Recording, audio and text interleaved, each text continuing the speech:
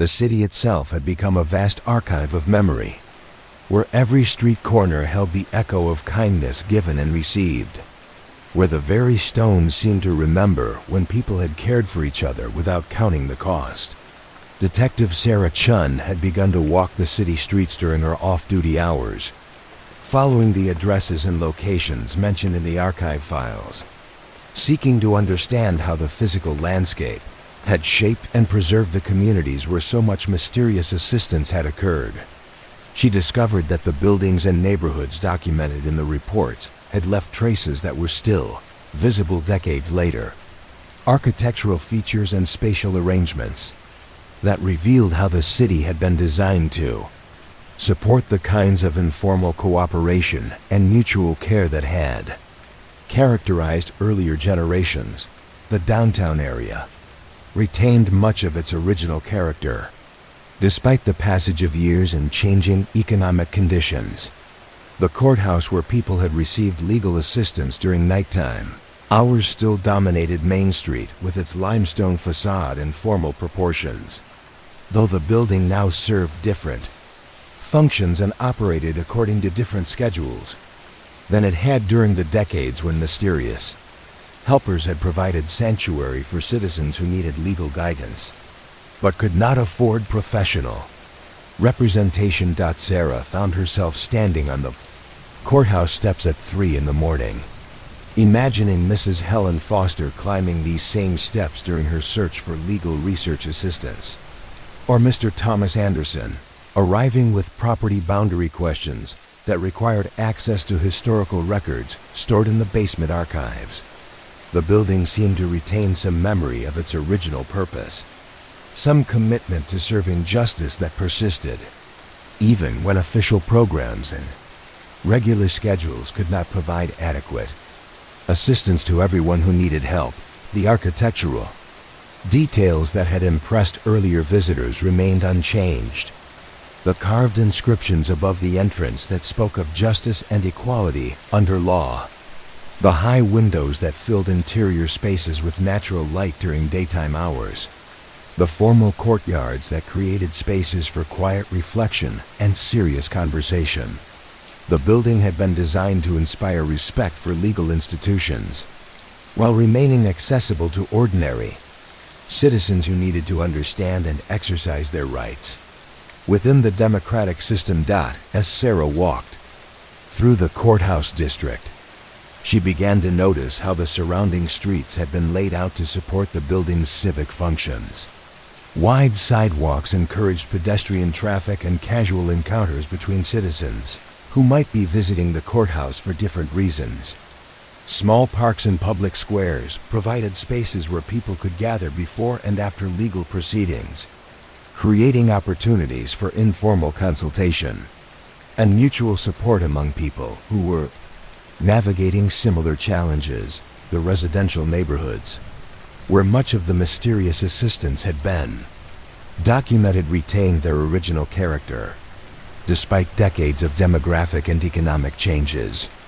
Maple Street still stretched for 6 blocks through the area that had been developed for working-class families during the post-war housing boom, with tree-lined sidewalks and modest houses that had been built according to principles of community planning that encouraged neighbor-to-neighbor relationships and informal cooperation. Sarah walked slowly down Maple Street during the early morning hours, noting architectural features that had supported the kinds of mutual care documented in the archive files. Front porches created semi-public spaces where residents could observe street activities while maintaining their privacy, enabling the informal monitoring that had allowed neighbors to identify when assistance was needed. Small front yards with low fences or no barriers at all encouraged casual conversation and spontaneous offers of help when people encountered each other during daily activities. The backyards were larger and more private, providing spaces where families could pursue individual interests while remaining connected to their neighbors through shared alley access and common concerns about property maintenance, children's safety, and community appearance. The spatial arrangements had been designed to balance privacy with community connection, creating environments where people could maintain their independence while participating in informal networks of mutual support. Case number 1983-101245 had documented the Morrison family's experience with mysterious childcare services that had appeared during family emergencies. Sarah found the Morrison house still occupied, though by different residents, and tried to imagine the anonymous caregiver arriving during times of crisis to ensure that the children were safe and comfortable, while their parents dealt with medical emergencies or other urgent situations that required adult attention. The house was typical of the neighborhood's architecture.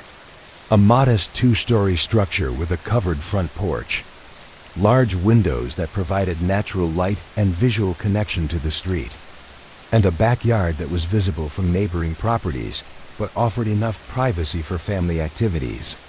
The design created opportunities for neighbors to observe each other's welfare without intrusiveness, enabling the kind of informal monitoring that had allowed anonymous helpers to identify when assistance was needed. Sarah noticed that the neighborhood's spatial organization had been designed to support families with children.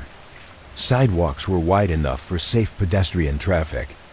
Street lighting provided security during evening hours, and small parks were distributed throughout the area to provide recreational opportunities within walking distance of every house. The physical infrastructure had been planned to create environments where children could play safely while parents maintained visual supervision and casual contact with other families. The elementary school that had served the neighborhood during the 1980s still occupied the same location, though it had been renovated and expanded to accommodate changing educational requirements and demographic shifts. Case number 1987051623 had documented mysterious educational support services that had helped struggling students succeed academically, despite their families' inability to afford professional tutoring. Sarah walked around the school building during the quiet afternoon hours, noting architectural features that had supported the kinds of informal educational assistance documented in the archive files. Multiple entrances and exits provided access to different areas of the building, creating opportunities for after-school activities and community programs that might have provided cover for anonymous tutoring services. Large windows and open corridors created sightlines that supported supervision and security while maintaining the welcoming atmosphere that encouraged community involvement in children's education. The school's library remained a central feature of the building, with high ceilings and large windows that created an atmosphere of scholarly quiet and serious intellectual work. The space had been designed to serve both students and community members, with flexible seating arrangements and extensive collections that supported research and independent learning. Sarah imagined the mysterious tutor working with struggling students in this space, providing individualized instruction that helped children develop academic confidence and learning skills that would serve them throughout their educational careers. The neighborhood's commercial district still centered around Riverside Pharmacy, though the business had changed ownership several times since the 1980s, when case number 1985032167 had documented anonymous donations of medical equipment for elderly customers who could not afford to purchase necessary healthcare supplies.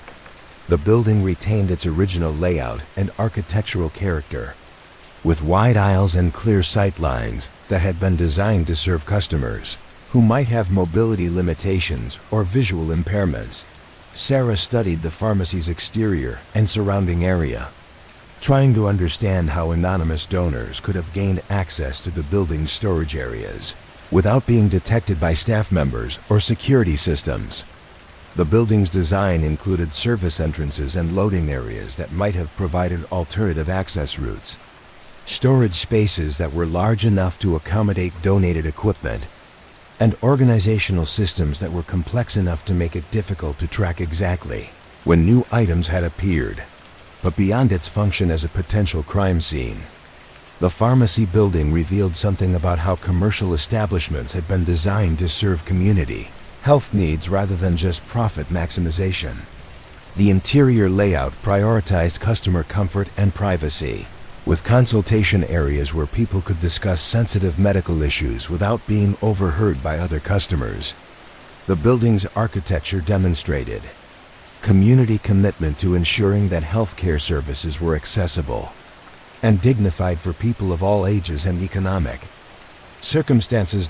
As Sarah continued her walking tour through neighborhoods where mysterious assistance had been documented, she began to understand that the city's physical infrastructure had been designed according to principles of community welfare and mutual support that had created environments where people naturally looked after each other's needs.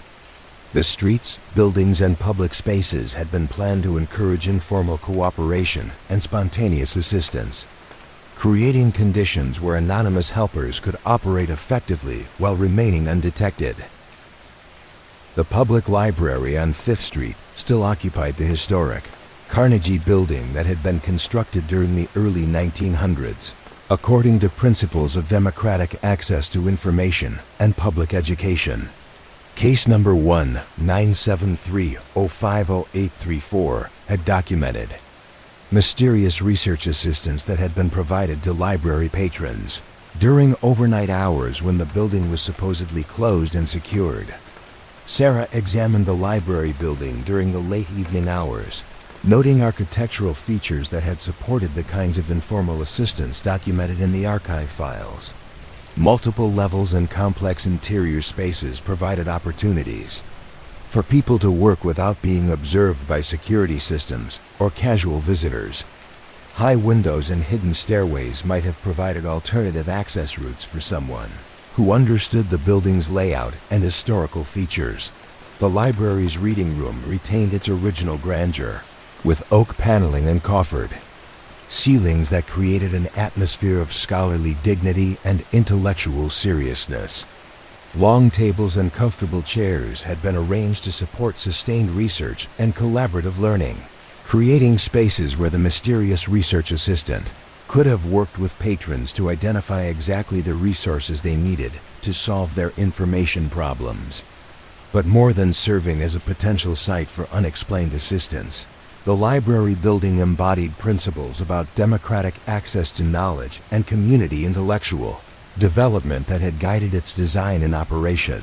The architecture demonstrated public commitment to ensuring that all citizens could access information and educational resources, regardless of their economic circumstances or formal educational background. The downtown area's layout had been planned to support the library's civic functions, with pedestrian-friendly streets that connected the building to other community institutions and residential neighborhoods.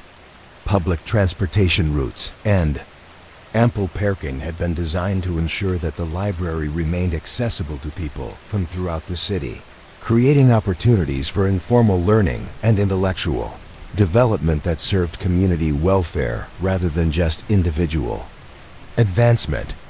As Sarah walked through the historic downtown district during the quiet hours after midnight, she began to appreciate how the city's founders had designed public spaces according to principles of civic engagement and mutual responsibility that had created environments where people naturally took care of each other's welfare. The streets were wide enough to accommodate pedestrian traffic and public gatherings. Building setbacks created spaces for informal socializing and casual encounters, and architectural details demonstrated community pride and commitment to creating beautiful, functional spaces that served collective rather than just individual interests. The neighborhoods surrounding the downtown core had been developed according to similar principles of community planning and mutual support. Tree-lined streets created comfortable pedestrian environments. Mixed-use zoning allowed commercial and residential activities to coexist in ways that supported neighborhood vitality. And public spaces were distributed throughout the area to provide opportunities for recreation, socializing, and community organizing. Sarah found herself walking through residential areas where multiple cases of mysterious assistance had been documented, trying to understand how the physical environment had supported the informal networks of care that had operated so effectively during earlier decades. The houses were modest in scale but well designed, with architectural features that encouraged neighbor-to-neighbor relationships, while preserving individual privacy and family autonomy. Front yards were small but carefully maintained, creating attractive streetscapes that demonstrated community pride and collective commitment to neighborhood appearance. Backyard spaces were larger and more private, providing areas where families could pursue individual interests, while remaining connected to their neighbors through shared concerns about property maintenance, children's safety, and community welfare. The spatial arrangements had been designed to balance independence with interdependence, creating environments where people could maintain their individual identities and family relationships while participating in informal networks of mutual support and collective responsibility. The architecture supported both privacy and community connection, enabling the kinds of informal monitoring and spontaneous assistance that had characterized the mysterious helping that had puzzled investigating officers.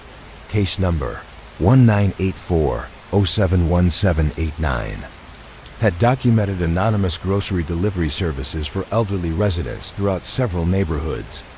Sarah walked through these areas during the early morning hours, noting how the street layouts and building designs had supported the kinds of informal assistance that had enabled elderly people to remain safely in their own homes despite mobility limitations and fixed incomes.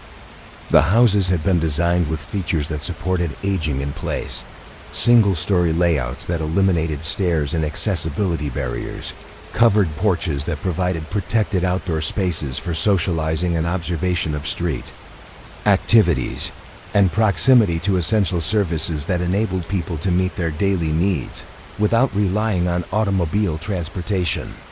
The neighborhood's pedestrian infrastructure included wide sidewalks, frequent crosswalks, and street lighting that provided security during evening hours when elderly residents might need to venture outside for essential activities. Public transportation. Routes connected residential areas to shopping districts and medical facilities, creating mobility options for people who could no longer drive safely, but still needed access to goods and services that supported independent living. Sarah began to understand that the mysterious grocery delivery services had operated within communities that had been designed to support aging residents and people with disabilities. The physical infrastructure had been planned to create environments where elderly people could maintain their independence while remaining connected to informal networks of care that provided assistance when it was needed. The anonymous delivery services had enhanced rather than replaced the community support systems that had been built into the neighborhood's design and social organization. The helpers had understood how to work within existing systems of mutual care, providing assistance in ways that preserved recipients' dignity and privacy while ensuring that they could continue to live safely in familiar surroundings.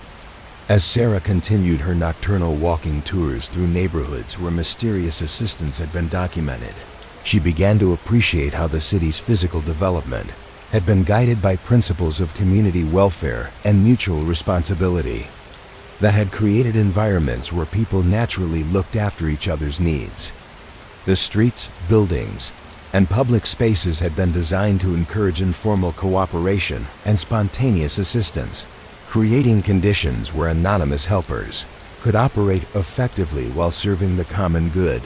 The commercial districts had been planned to serve neighborhood needs rather than just automobile-oriented shopping, with pedestrian-scale development that encouraged casual encounters and informal socializing between customers and business owners. Local pharmacies, grocery stores, and service providers had been integrated into residential areas in ways that supported community life and enabled elderly and disabled residents to access essential services without traveling long distances or relying on complex transportation arrangements. The institutional buildings, schools, libraries, community centers, and religious facilities had been designed as community resources that served multiple functions and supported various forms of civic engagement. These buildings had been planned to remain accessible during extended hours and to accommodate informal activities that brought people together for mutual support and collaborative problem solving. Sarah understood now that the mysterious assistance documented in the archive files had been possible because the city had been designed according to principles of community planning that created environments where people naturally took responsibility for each other's welfare. The physical infrastructure had been planned to support informal networks of care, spontaneous assistance, and collaborative responses to individual and family challenges. The helpers who had provided anonymous assistance had understood how to work within these existing systems of mutual support, enhancing rather than replacing the community resources that had been built into the city's design and social organization. They had recognized opportunities to provide assistance in ways that preserved recipients' dignity while strengthening the informal networks of care that sustained community life. The city itself had become a vast archive of memory where every street corner held the echo of kindness given and received, where the buildings and spaces retained some impression of the people who had used them for purposes of mutual care and collective responsibility. The architecture had been designed to support the highest human values, creating environments where anonymous assistance could flourish and where people could trust that help would be available when they needed it most. As Sarah walked through the quiet streets during the hours before dawn, she understood that she was moving through more than just a physical landscape. She was exploring the accumulated memory of communities that had demonstrated how people could care for each other in ways that created safety and security for everyone, where formal institutions and official programs had been enhanced by informal networks of cooperation and assistance that had emerged naturally from human decency and shared concern for collective welfare. The city's stones seemed to remember when people had cared for each other without counting the cost, when neighborhoods had functioned as extended families, where everyone's welfare was quietly protected by anonymous helpers who understood that individual and community well-being were inseparably connected. The physical infrastructure had preserved not just buildings and streets, but the possibility that such communities could exist again, that people could learn to live according to principles of mutual care and shared responsibility that created environments where mysterious assistance was not mysterious at all, but simply the natural expression of human kindness operating according to its own perfect logic. Detective Sarah Chung had discovered a room in the basement archive that she had not noticed during her earlier explorations. A space behind the furthest row of filing cabinets where boxes of photographic evidence were stored in climate-controlled conditions that preserved images from cases dating back to the 1950s. The photographs were organized by decade and case number, carefully cataloged and cross-referenced with the written reports she had been studying for months. Camera equipment used by police, photographers in earlier decades had captured images with a quality and attention to detail that seemed different from modern digital photography. The black and white prints had a weight and substance that made them feel more permanent than contemporary images, as if the silver halide crystals that formed each photograph had somehow absorbed not just light but time itself, preserving moments that would otherwise have been lost to the accumulation of years and changing circumstances. Sarah found herself drawn to photographs from cases that had involved the mysterious acts of kindness and anonymous assistance that had become the focus of her research. These images provided visual evidence of the communities and neighborhoods where such remarkable events had occurred. offering glimpses into the physical environments where people had cared for each other in ways that transcended formal institutions. Official programs. The photographs from case number 1973050834, which had documented mysterious research assistants at the public library, showed the reading room as it had appeared during the early 1970s. Long wooden tables stretched beneath high windows that filled the space with natural light during the day, creating an atmosphere of scholarly quiet that seemed conducive to deep concentration and careful study. The shelves were filled with bound volumes that represented decades of accumulated knowledge, resources that had been carefully selected and organized to serve the research needs of anyone who sought to expand their understanding of the world. Officer Jennifer Rodriguez had taken the photographs as part of her investigation into reports that patrons were receiving research assistance during overnight hours when the library was supposedly closed and secured. The images showed the reading room exactly as several patrons had described it during their mysterious encounters with the helpful librarian, who seemed to possess encyclopedic knowledge of the collection and remarkable skill in connecting people with exactly the resources they needed. The photographs captured details that the written reports could only describe. The way afternoon light fell across the reading tables, creating pools of illumination that seemed designed for careful study of important documents. The arrangement of reference materials on shelves that were organized according to a logic that reflected decades of experience in helping researchers find what they were looking for. The comfortable chairs that invited people to settle in for long periods of reading and contemplation. Sarah found herself studying these images for clues about how the mysterious research assistance could have been provided without leaving traces that would have been detected by the library's security systems.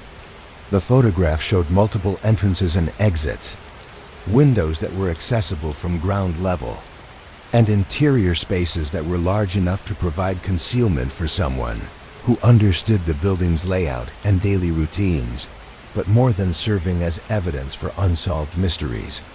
The photographs revealed something about the character of spaces that had been designed to serve community needs.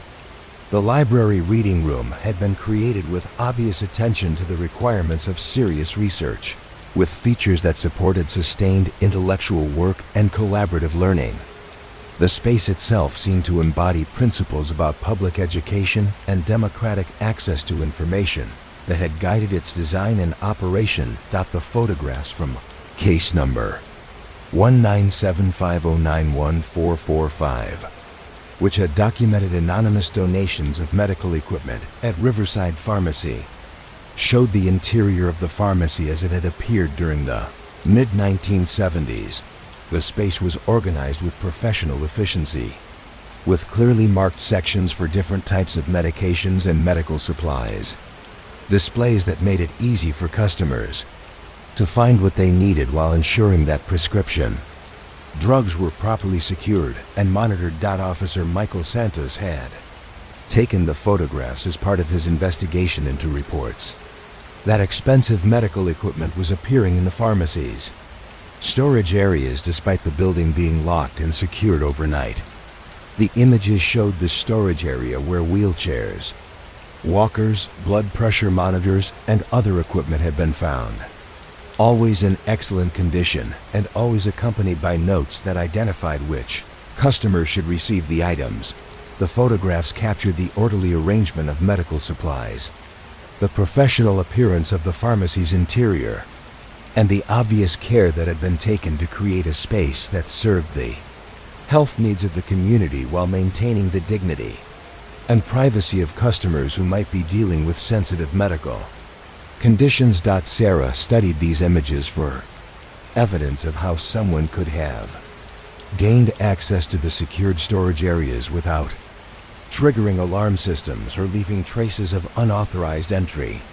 The photographs showed loading docks and service entrances that might have provided alternative access routes, storage areas that were large enough to conceal donated equipment until it could be discovered by staff members, and organizational systems that were complex enough to make it difficult to track exactly when new items had appeared.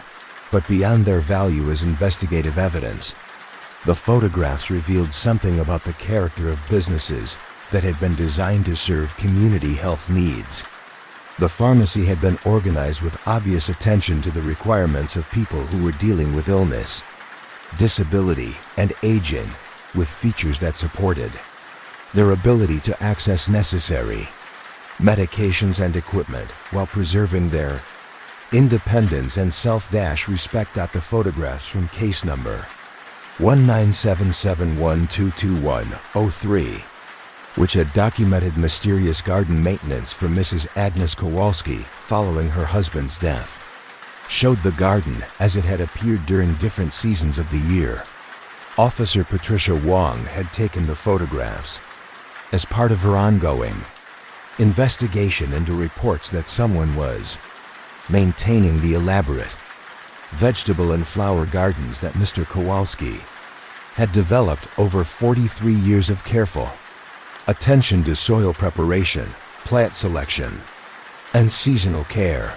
The spring photograph showed the garden beds prepared for planting with rich, dark soil that had been worked and amended according to the precise methods that Mr. Kowalski had perfected over decades of experimentation with different composting techniques and organic fertilizers.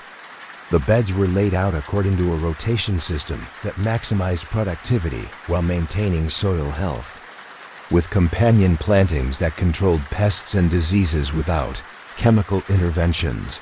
The summer photographs showed the garden in full production, with vegetables and flowers arranged in combinations that were both practical and beautiful. Tomatoes and peppers grew alongside marigolds that deterred harmful insects. Bean plants climbed poles that also supported flowering vines that attracted beneficial pollinators. The entire garden seemed to function as an integrated ecosystem that produced abundant food while creating habitat for birds and beneficial insects. The autumn photographs showed the garden prepared for winter, with beds covered with mulch that would protect the soil during cold weather, while decomposing to provide nutrients for the following year's plants. Root vegetables had been harvested and stored according to traditional methods that would preserve them throughout the winter months. The garden looked peaceful and well-tended, ready to rest until spring brought new opportunities for growth and production. Sarah found herself studying these seasonal images for evidence of the mysterious gardener who had continued Mr. Kowalski's work with such obvious skill and dedication. The photograph showed no signs of the person who had maintained the garden, but they documented the results of someone's careful attention to the complex requirements of sustainable agriculture and ecological gardening. The images revealed something about the character of gardens that had been developed through decades of patient observation and experimentation. Mr. Kowalski's garden represented accumulated knowledge about local growing conditions, plant varieties that thrived in the regional climate, and traditional techniques that had been refined through years of careful attention to what worked best in that specific location. The photographs from case number 19800500923, which had documented mysterious legal research assistance at the courthouse library, showed the law library as it had appeared during the early 1980s. Officer Carol Thompson had taken the photographs as part of her investigation into reports that comprehensive legal research materials were being compiled for ordinary citizens who needed help understanding complex legal procedures but could not afford professional assistance. The images showed towering shelves filled with legal volumes that contained centuries of accumulated jurisprudence, case law precedents that documented how courts had resolved similar disputes in the past, and scholarly commentaries that explained the principles underlying different areas of law. The library was organized according to a complex classification system that enabled experienced researchers to locate relevant materials efficiently. But that might have been intimidating to ordinary citizens who lacked formal legal training. The photographs captured reading tables, where research materials had been carefully organized, with relevant statutes, case citations, and practical guides arranged in logical sequences that would help someone understand how to approach a legal problem systematically. The materials were marked with bookmarks and annotations that suggested someone with extensive legal knowledge had spent considerable time identifying exactly the information that would be most helpful for each specific situation. Sarah studied these images for clues about how comprehensive legal research could have been compiled for ordinary citizens without leaving traces that would have identified the mysterious legal researcher. The photograph showed multiple work areas where someone could have spent hours reviewing legal materials, organizational systems that were complex enough to conceal when new research had been added to existing collections, and security arrangements that might have provided opportunities for after-hours access by someone who understood the building's routines and procedures. But beyond their investigative value, the photographs revealed something about the character of legal institutions that had been designed to serve principles of justice and democratic access to legal knowledge. The courthouse library had been created with obvious attention to the requirements of serious legal research, with resources that could help anyone understand their rights and obligations under the law.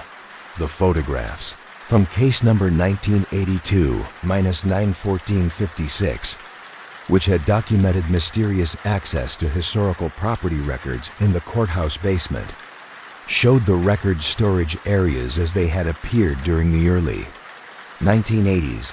Officer Lisa Martinez had taken the photographs as part of her investigation into reports that citizens were receiving assistance with complex property research that required access to historical documents not normally available to the general public. The images showed climate-controlled storage areas filled with filing cabinets that contained centuries of property deeds, survey records, and legal documents that documented the ownership and use of land throughout the county.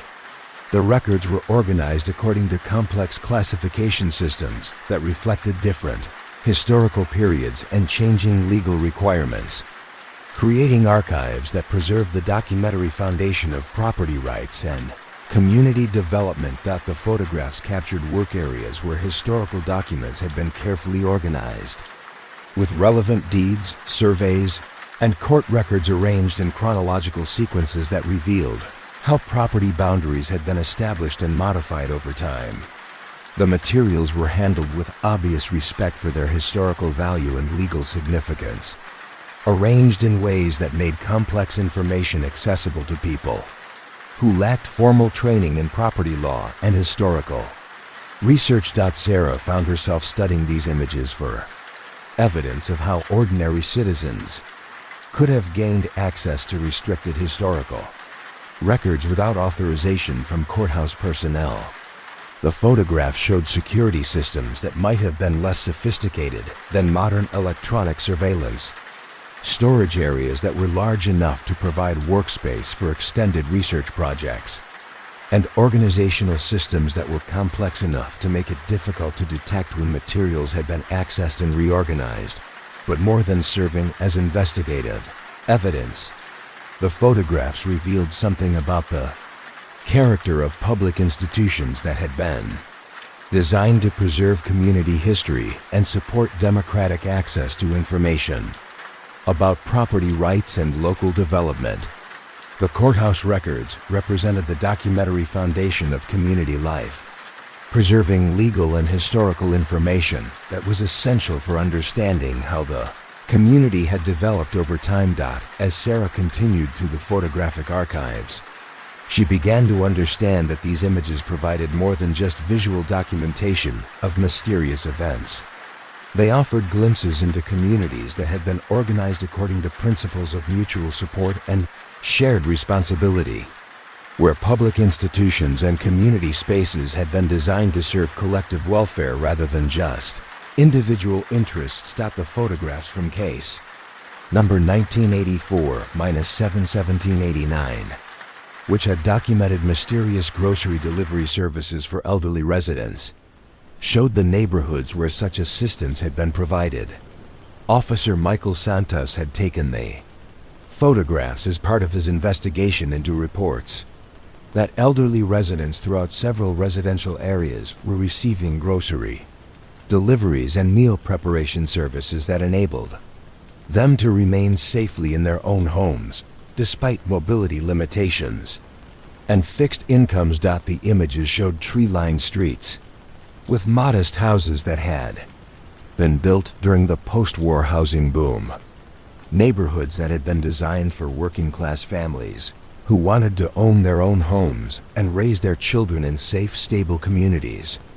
The houses were well maintained despite their age, with small front yards and larger backyards that provided space for gardens, play areas, and outdoor socializing. The photographs captured details that revealed how these neighborhoods functioned as communities, sidewalks that encouraged walking and casual encounters between neighbors, front porches that created semi-public spaces where residents could observe street activities while maintaining their privacy, and shared spaces like small parks and community gardens where people could gather for informal socializing and collective activities. Sarah studied these images for clues about how anonymous grocery delivery services could have operated without being detected by neighbors who were presumably familiar with each other's routines and schedules.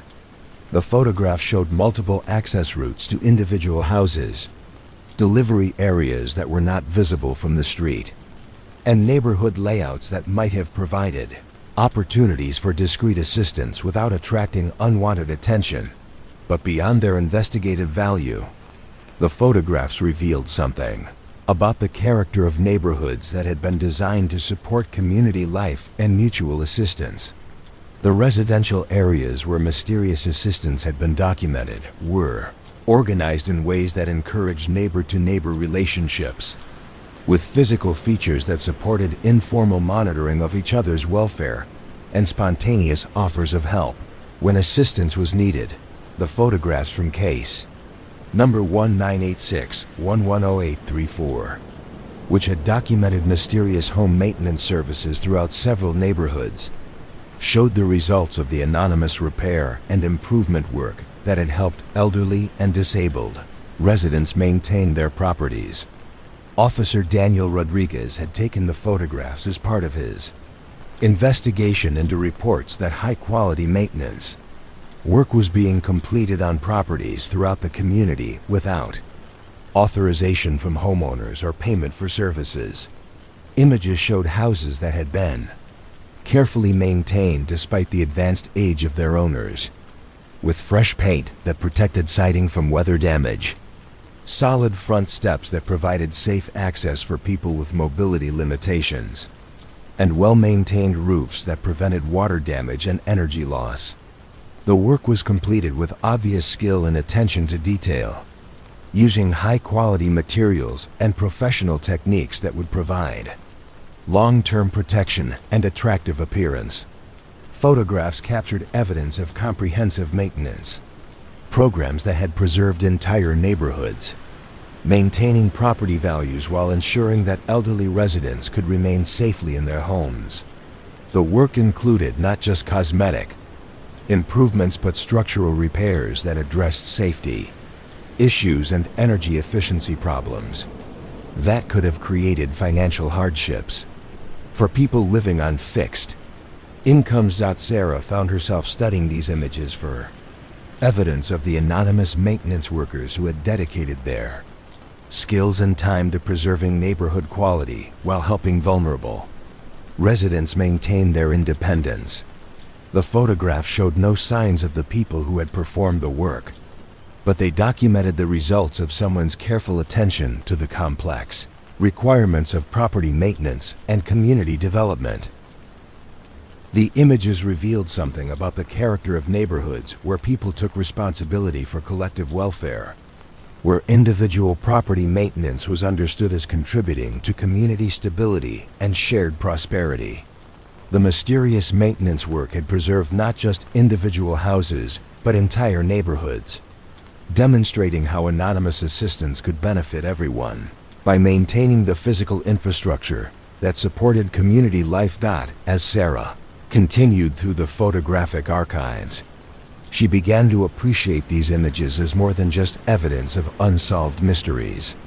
They were documentation of communities that had functioned according to principles of mutual care and shared responsibility, where people had created informal systems of support that operated more effectively than many official programs. The photographs from case number 1987-51623, which had documented mysterious educational support services for struggling students, showed the schools and community spaces where such assistance had been provided. Officer Sharon Wilson had taken the photographs as part of her investigation into reports that students throughout several neighborhoods were receiving tutoring and educational support that helped them succeed academically, despite their families' inability to afford professional assistance. The images showed elementary and middle schools that had been built during earlier decades when public education was considered a community priority, with spacious classrooms, well-equipped libraries, and recreational facilities that supported comprehensive child development. The schools were obviously well maintained and cared for, with features that demonstrated community commitment to providing high-quality educational opportunities for all children, regardless of their family's economic circumstances. The photographs captured details that revealed how these schools functioned as community centers, libraries that served both students and community members, recreational facilities that were available for community activities after school hours, and meeting spaces that could be used for adult education programs and community organizing activities. Sarah studied these images for clues about how anonymous educational support could have been provided without being detected by school personnel who were presumably familiar with their students' academic needs and family circumstances. The photographs showed multiple spaces where tutoring could have occurred, after-school programs that might have provided cover for additional educational assistance, and community partnerships that might have enabled informal educational support to operate alongside official academic programs. But beyond their investigative value, the photographs revealed something about the character of educational institutions that had been designed to serve community development rather than just individual academic achievement. The schools where mysterious educational assistance had been documented were organized in ways that encouraged community involvement in children's education, with physical features that supported informal learning and collaborative relationships between families, educators, and community members. The photographs gradually revealed a pattern that connected all the mysterious assistance that had been documented throughout the archive. The communities where such remarkable events had occurred were organized according to principles of mutual support and shared responsibility, with physical infrastructure that encouraged informal cooperation and collaborative problem solving. These were neighborhoods where people knew each other's names and circumstances, where public institutions served community welfare rather than just bureaucratic efficiency, where individual success was understood as contributing to collective prosperity. The mysterious assistance that had puzzled investigating officers was actually evidence of how communities could function when they operated according to the highest human values, when people took responsibility for each other's welfare without expecting recognition or reward. Sarah understood now that the photographs documented more than just crime scenes and investigation sites. They were visual evidence of communities that had created something precious, environments where people could count on receiving help when they needed it. where individual welfare was protected by neighbors who understood that collective security required mutual assistance, where problems were addressed before they became crises, because people were paying attention to each other's needs. The fluorescent lights hummed softly above the photographic storage area, and Sarah carefully returned the images to their protective sleeves and archival boxes, understanding that she had seen something remarkable: visual documentation of communities that had demonstrated how people could care for each other in ways that created safety and security for everyone. Evidence that formal institutions and official programs were often less important than informal networks of cooperation and assistance that emerged naturally from human decency and shared concern. The photographs faded at their edges, their silver halide crystals slowly releasing the light they had captured decades earlier.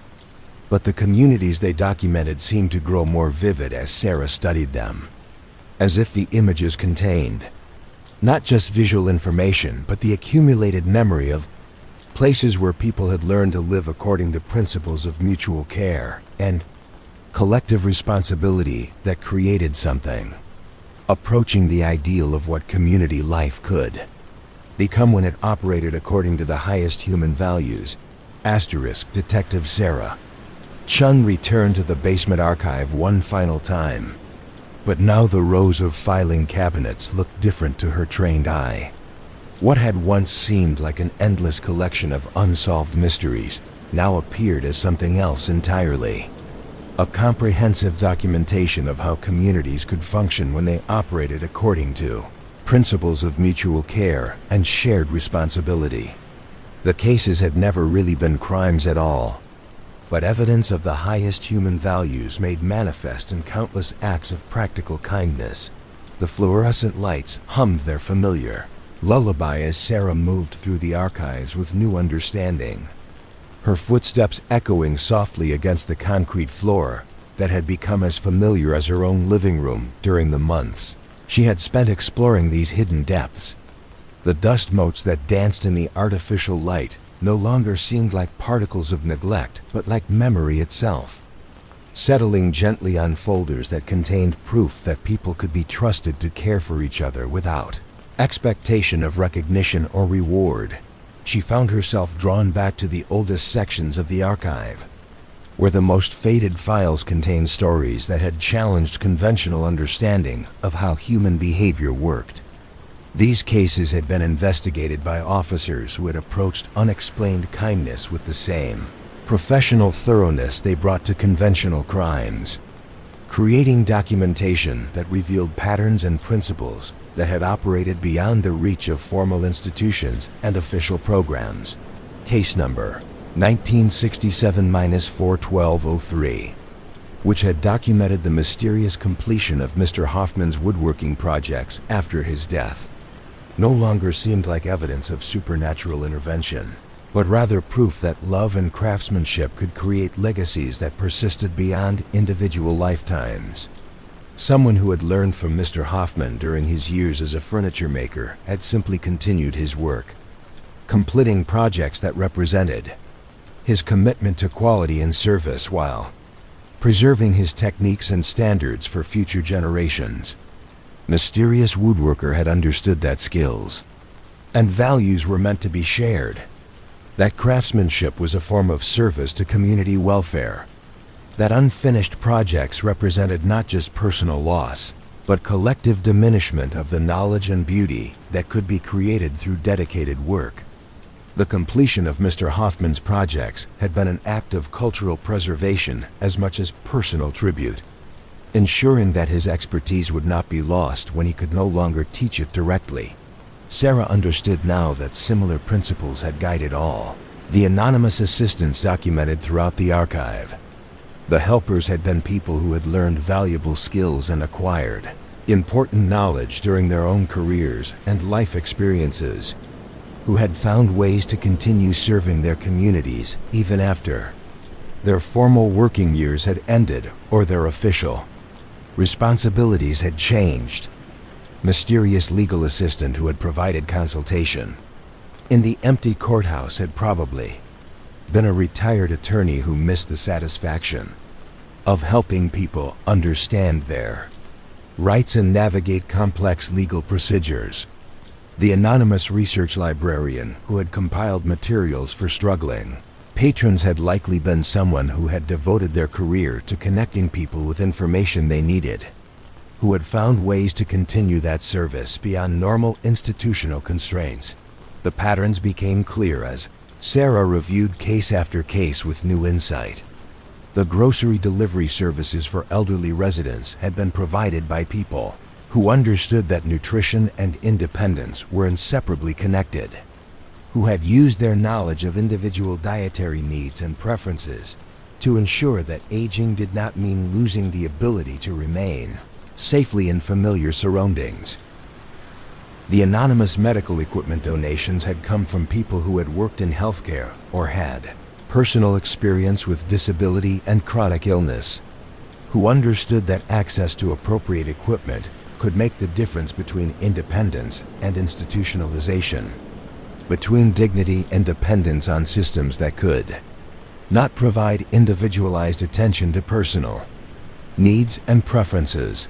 The mysterious transportation services had been provided by people who remembered when the city had been designed for pedestrians and public transit, who understood that mobility was essential for maintaining social connections and accessing necessary services, who had found ways to ensure that aging and disability did not mean losing the ability to participate fully in community life. As Sarah moved through the archives with this new understanding, she began to see the cases not as isolated incidents, but as evidence of comprehensive support systems that had operated according to principles of mutual aid and collective responsibility. The anonymous helpers had been participants in informal networks of care that had emerged naturally from communities where people understood that individual welfare was inseparable from community health. These networks had operated without formal organization or official recognition because they had been based on relationships and shared values rather than bureaucratic structures and programmatic requirements. The helpers had known their neighbors' needs because they had lived in communities where people paid attention to each other's circumstances, where informal monitoring was part of the social fabric that held neighborhoods together. The assistance had been provided anonymously, not because the helpers were secretive or mysterious, but because recognition and reward had not been the point. The satisfaction had come from seeing problems solved and needs met, from knowing that their skills and resources were being used to enhance community welfare and individual dignity. Sarah found herself thinking about the communities where such remarkable assistance had been possible. Neighborhoods where people had created environments that supported aging in place, child development, family stability, and collective prosperity. These had been places where public institutions served community needs rather than just bureaucratic efficiency, where commercial establishments operated according to principles of service rather than just profit maximization. The mysterious assistance had been possible because these communities had retained characteristics that encouraged mutual support and informal cooperation. The physical infrastructure had been designed to support pedestrian life and casual encounters, creating opportunities for people to observe each other's welfare and identify when assistance was needed. The social infrastructure had been equally important. Shared values about community responsibility, informal communication networks that enabled rapid response to emergencies and changing needs, and cultural traditions that honored service to others as a fundamental aspect of meaningful life. Case number 1975-91445, which had documented anonymous donations of medical equipment at Riverside Pharmacy, exemplified how these systems had worked. The donor had possessed detailed knowledge of which customers needed assistance because they had been part of a community where people knew each other's circumstances and challenges. The donations had been made anonymously because the goal had been to solve problems rather than to gain recognition or create obligations, the equipment had appeared in ways that preserved recipients' dignity because the donor had understood that assistance should enhance rather than diminish people's sense of autonomy and self-respect. The donations had continued for an extended period because they had been provided by someone who was committed to long-term community welfare rather than short-term charitable gestures. Similar principles had guided all the anonymous assistance documented in the archive.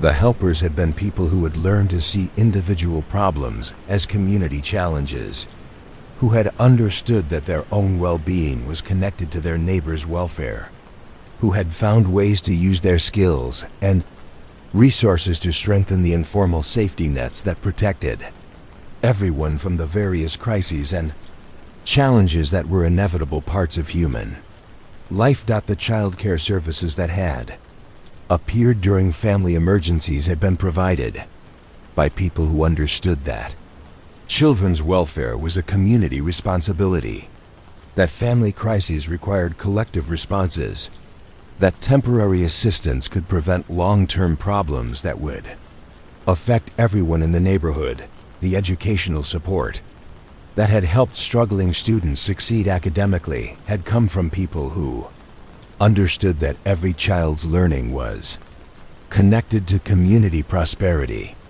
that educational opportunity should not depend on family income, that informal tutoring could complement formal schooling in ways that enhanced everyone's life chances.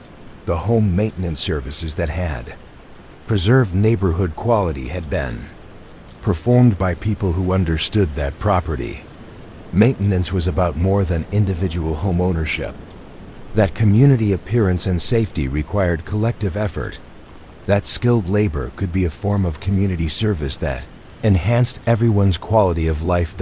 As Sarah continued through the archive files, she began to understand that she had been documenting something precious, evidence that communities could function according to the highest human values, that people could create environments where mutual care and shared responsibility were natural expressions of social life rather than exceptional occurrences that required special explanation. The police officers who had investigated these cases had served as witnesses to remarkable demonstrations of human decency and community cooperation. Their careful documentation had preserved evidence that formal institutions and official programs were often less important than informal networks of care that emerged naturally from communities where people understood their obligations to each other. The reports had been filed as unsolved mysteries because the investigating officers had approached unexplained kindness with the same investigative techniques they used for conventional crimes, looking for individual perpetrators and specific motives rather than recognizing that they were observing the normal operation of healthy communities where people took responsibility for each other's welfare. But the failure to solve these cases had actually been a success, creating an archive that preserved evidence of how communities could work when they operated according to principles of mutual aid and collective responsibility. The documentation had captured not just individual acts of assistance but comprehensive systems of care that had sustained entire neighborhoods and enabled people to live with dignity and security even when they faced challenges that might have overwhelmed them individually. Sarah understood now that the basement archive contained more than just police reports. It held proof that communities could create alternatives to the social isolation and individual vulnerability that characterized so many contemporary neighborhoods, evidence that people could learn to live according to principles of mutual care that created safety and security for everyone. The fluorescent lights continued their steady hum as Sarah moved through the archives one final time, understanding that she had discovered something remarkable. Documentation of communities that had demonstrated the possibility of social life organized around principles of mutual aid rather than individual competition, collective responsibility rather than bureaucratic management, informal cooperation rather than formal institutions. The cases had never been mysteries at all, but examples of how human communities could function when they operated according to their highest values and most generous impulses. The anonymous helpers had been ordinary people who had found extraordinary ways to serve their communities, who had used their skills and resources to create environments where everyone could live with dignity and security. The archive represented accumulated proof that such communities were possible, that people could learn to care for each other in ways that enhanced rather than diminished individual autonomy, that informal networks of mutual support could provide more effective and compassionate assistance than many official programs designed to serve similar needs. As Sarah prepared to leave the basement archive for the final time, she understood that her months of research had revealed something that was both simple and profound.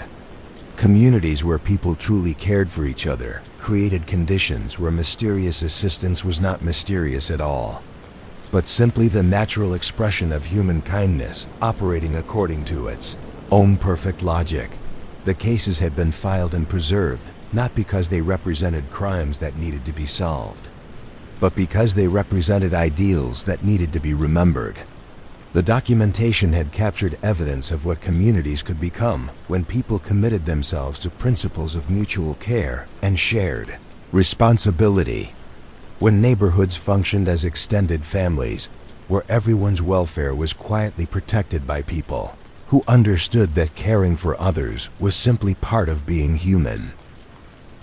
The files would remain in their climate-controlled environment, preserved for future researchers who might need evidence that such communities had existed, that people had once known how to create environments where anonymous assistance flourished because assistance itself was woven into the fabric of daily life.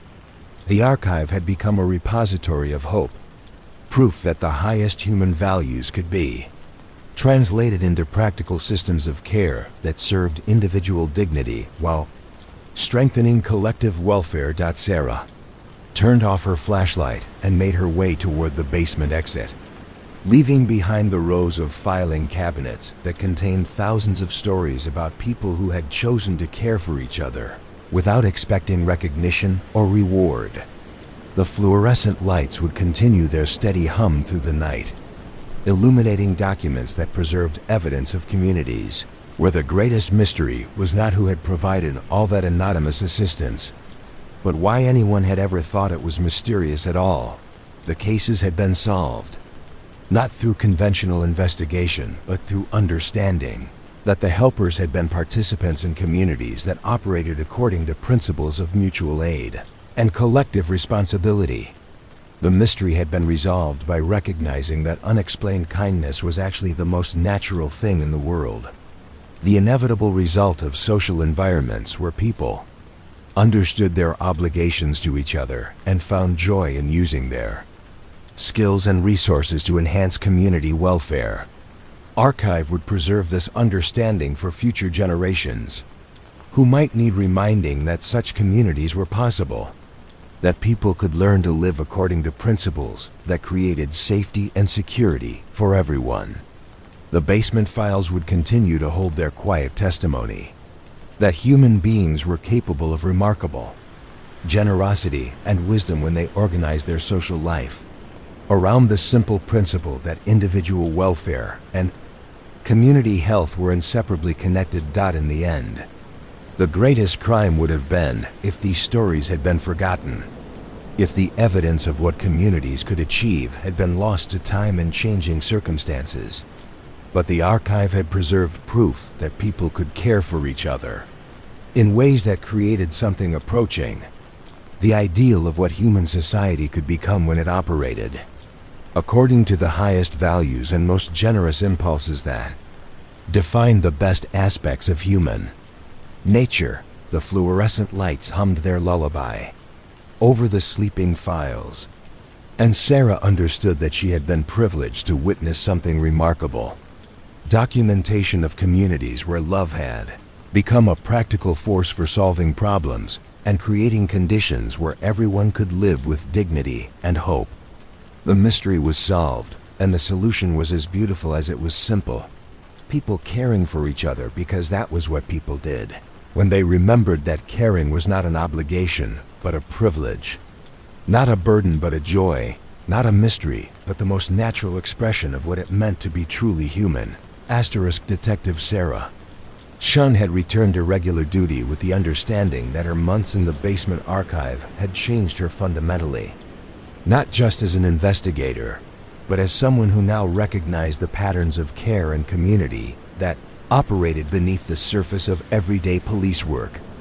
The cases that came across her desk during routine shift work looked different now, viewed through the lens of someone who had learned to see acts of anonymous assistance not as mysteries to be solved, but as evidence of communities functioning according to their highest values. Her new perspective had begun to transform how she approached contemporary police work, how she wrote reports, and how she understood the role that law enforcement could play in supporting, rather than simply monitoring, the informal networks of care that still operated throughout the city. The archive had taught her that the most important police work often involved recognizing and protecting the conditions that allowed communities to care for themselves. The spring morning brought a call that would have seemed routine 6 months earlier. Mrs. Dorothy Kim, age 78, reporting that someone had been maintaining her garden while she recovered from hip replacement surgery. The responding officer, Detective James Martinez, had written a preliminary report that documented the high quality of the maintenance work, the obvious knowledge of Mrs. Kim's gardening preferences, and the complete absence of any evidence that might identify the anonymous gardener. Sarah recognized the familiar patterns immediately. The assistance was appearing exactly when it was needed most, provided by someone with professional-level skills who understood not just the technical requirements of garden maintenance, but the emotional significance of preserving something that Mrs. Kim had created through decades of patient attention to soil preparation, plant selection, and seasonal care, rather than treating the case as an unsolved mystery. Sarah approached Mrs. Kim's situation with the understanding that she was observing the normal operation of a healthy community where people looked after each other's welfare without expecting recognition or reward. Her investigation focused not on identifying the anonymous gardener, but on understanding how the assistance was enhancing Mrs. Kim's recovery and what conditions in the neighborhood supported such remarkable expressions of mutual care. Mrs. Kim lived on Riverside Drive in a house where she had raised her family and had spent 37 years developing gardens that were admired throughout the neighborhood for their beauty and productivity.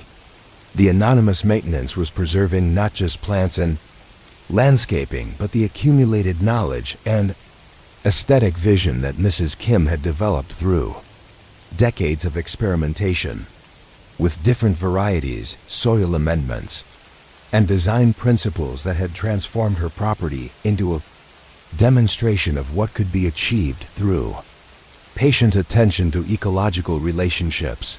Sarah's interviews with Mrs. Kim revealed that the garden maintenance was being performed with intimate knowledge of her individual preferences and methods, suggesting that the anonymous gardener had observed her work over many years and had learned not just her techniques, but her underlying philosophy about how gardens should serve both practical and aesthetic purposes while supporting beneficial insects, soil health, and the overall ecological balance of the neighborhood. The assistance was being provided in ways that preserved Mrs. Kim's sense of ownership and control over her property, while ensuring that her temporary mobility limitations did not result in the loss of gardens that had taken decades to establish and mature. The anonymous gardener was maintaining not just individual plants, but entire ecosystems that Mrs. Kim had created to support birds, beneficial insects, and the complex relationships between different species that contributed to the health and beauty of her landscape. Sarah understood that this case represented something precious. Evidence that community still contained people who understood that individual knowledge and skills were meant to be shared. That temporary disabilities should not result in the loss of life's work. That neighborhood beauty and ecological health required collective attention and care from people who possessed relevant expertise and genuine concern for preserving what previous generations had created. Her report documented not just the facts of the anonymous assistants, but the broader context that made such help possible.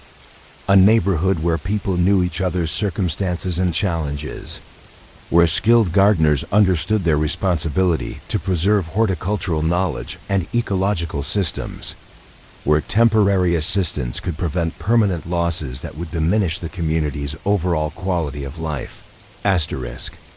The case had been solved not through conventional investigation, but through understanding that the anonymous gardener was participating in informal networks of care that operated according to principles of mutual aid and collective responsibility for preserving the knowledge and beauty that individual community members had developed through years of dedicated work.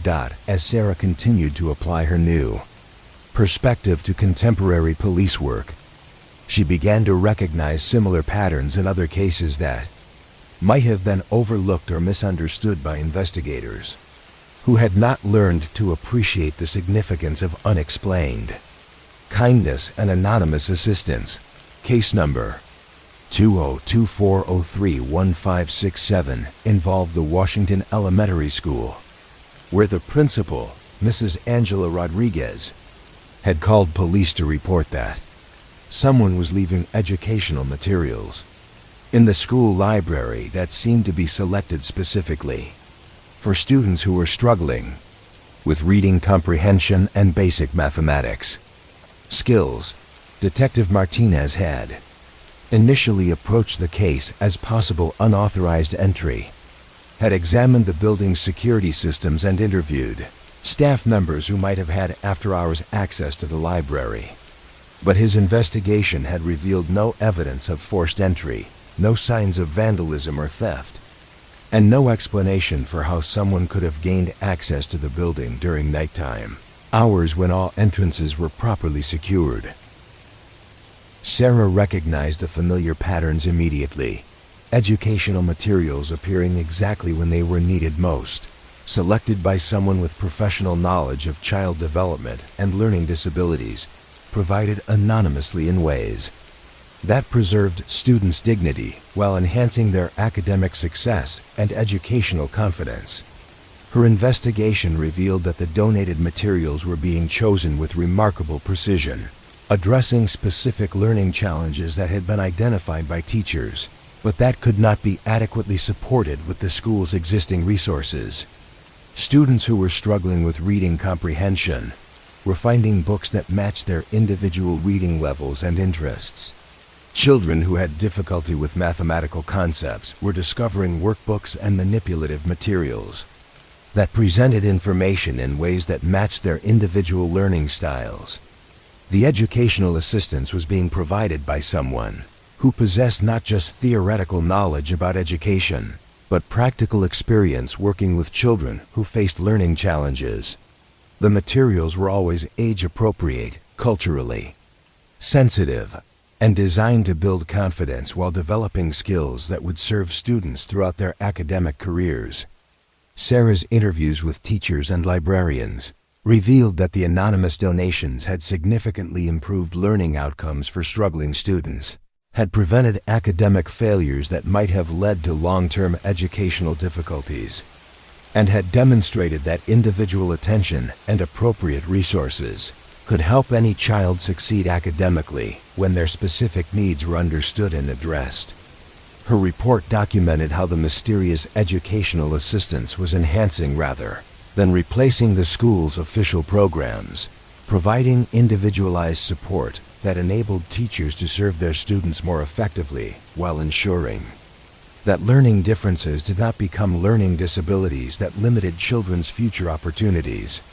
The case represented evidence that communities still contained people who understood that every child's education was a collective responsibility, that academic success should not depend on family income or access to expensive private tutoring, that informal educational support could complement formal schooling in ways that enhanced everyone's life chances and community prosperity. Sarah understood that the anonymous educational assistant was participating in networks of care that operated according to principles she had learned to recognize through her months in the archive: mutual responsibility for community welfare, commitment to preserving and sharing valuable knowledge, and understanding that individual success contributed to collective prosperity and social stability. As her new approach to police work continued to reveal similar patterns in contemporary cases, Sarah began to understand that the communities documented in the archive had not disappeared but had evolved, adapting to changing circumstances while maintaining their commitment to the principles of mutual care and shared responsibility that had characterized earlier generations. The informal networks of assistance were still operating, still providing essential services that formal institutions could not always deliver with the flexibility and personal attention that individual situations required. The helpers were still people who had acquired valuable skills and knowledge during their professional careers, who had found ways to continue serving their communities, even after retirement or career changes had altered their official responsibilities. Case number 202-405-2134 involved Mr. Robert Chun, age 65, who had called police to report that someone was providing transportation services for elderly residents in his neighborhood who could no longer drive safely but still needed access to medical appointments, grocery shopping, and social activities that were essential for maintaining their independence and quality of life. Detective Martinez had interviewed Mr. Chun and several other elderly residents who described receiving rides from someone who seemed to know exactly when transportation was needed and where passengers needed to go, despite never having been contacted or asked to provide such services. Sarah recognized the familiar patterns: transportation appearing exactly when it was needed most, provided by someone who understood the complex challenges of aging and disability, delivered in ways that preserved passengers' dignity while ensuring they could access essential services and maintain social connections that supported their mental and physical health. Her investigation revealed that the anonymous transportation service was being provided with remarkable sensitivity to each passenger's individual needs and limitations. The driver understood which passengers required assistance walking from the vehicle to their destinations, which ones needed extra time to manage mobility equipment, and which ones appreciated conversation during rides, while others preferred to travel in comfortable silence. The service was enabling elderly residents to maintain their independence and remain safely in their own homes, rather than moving to assisted living facilities where transportation would be provided as part of more comprehensive but less flexible care packages. The anonymous driver was preserving not just mobility, but the social connections and community relationships that were essential for successful aging in place. Sarah's interviews revealed that the transportation service was being coordinated with remarkable efficiency, combining multiple errands and appointments into routes that maximized passengers' ability to accomplish necessary tasks, while minimizing travel time and logistical complexity. The driver possessed detailed knowledge of medical facilities, shopping centers, and social service locations throughout the city, enabling efficient navigation that reduced stress and fatigue for passengers who might find transportation challenging. Her report documented how the mysterious transportation service was preventing social isolation that often occurred when people could no longer drive, was ensuring that residents received necessary medical care and maintained connections with friends and family members, and was demonstrating that mobility services could be provided through informal networks that operated more flexibly and compassionately than many official transportation programs. The case represented evidence that communities still contained people who understood that transportation was often the key factor determining whether people could maintain their independence and dignity as they aged, that mobility should not depend solely on individual car ownership, that community welfare required collective attention to the needs of residents who faced physical limitations or economic constraints. Sarah understood that the anonymous driver was participating in the same kinds of informal care networks that had operated throughout the city's history, providing services that enhanced community welfare while preserving individual autonomy and self-respect.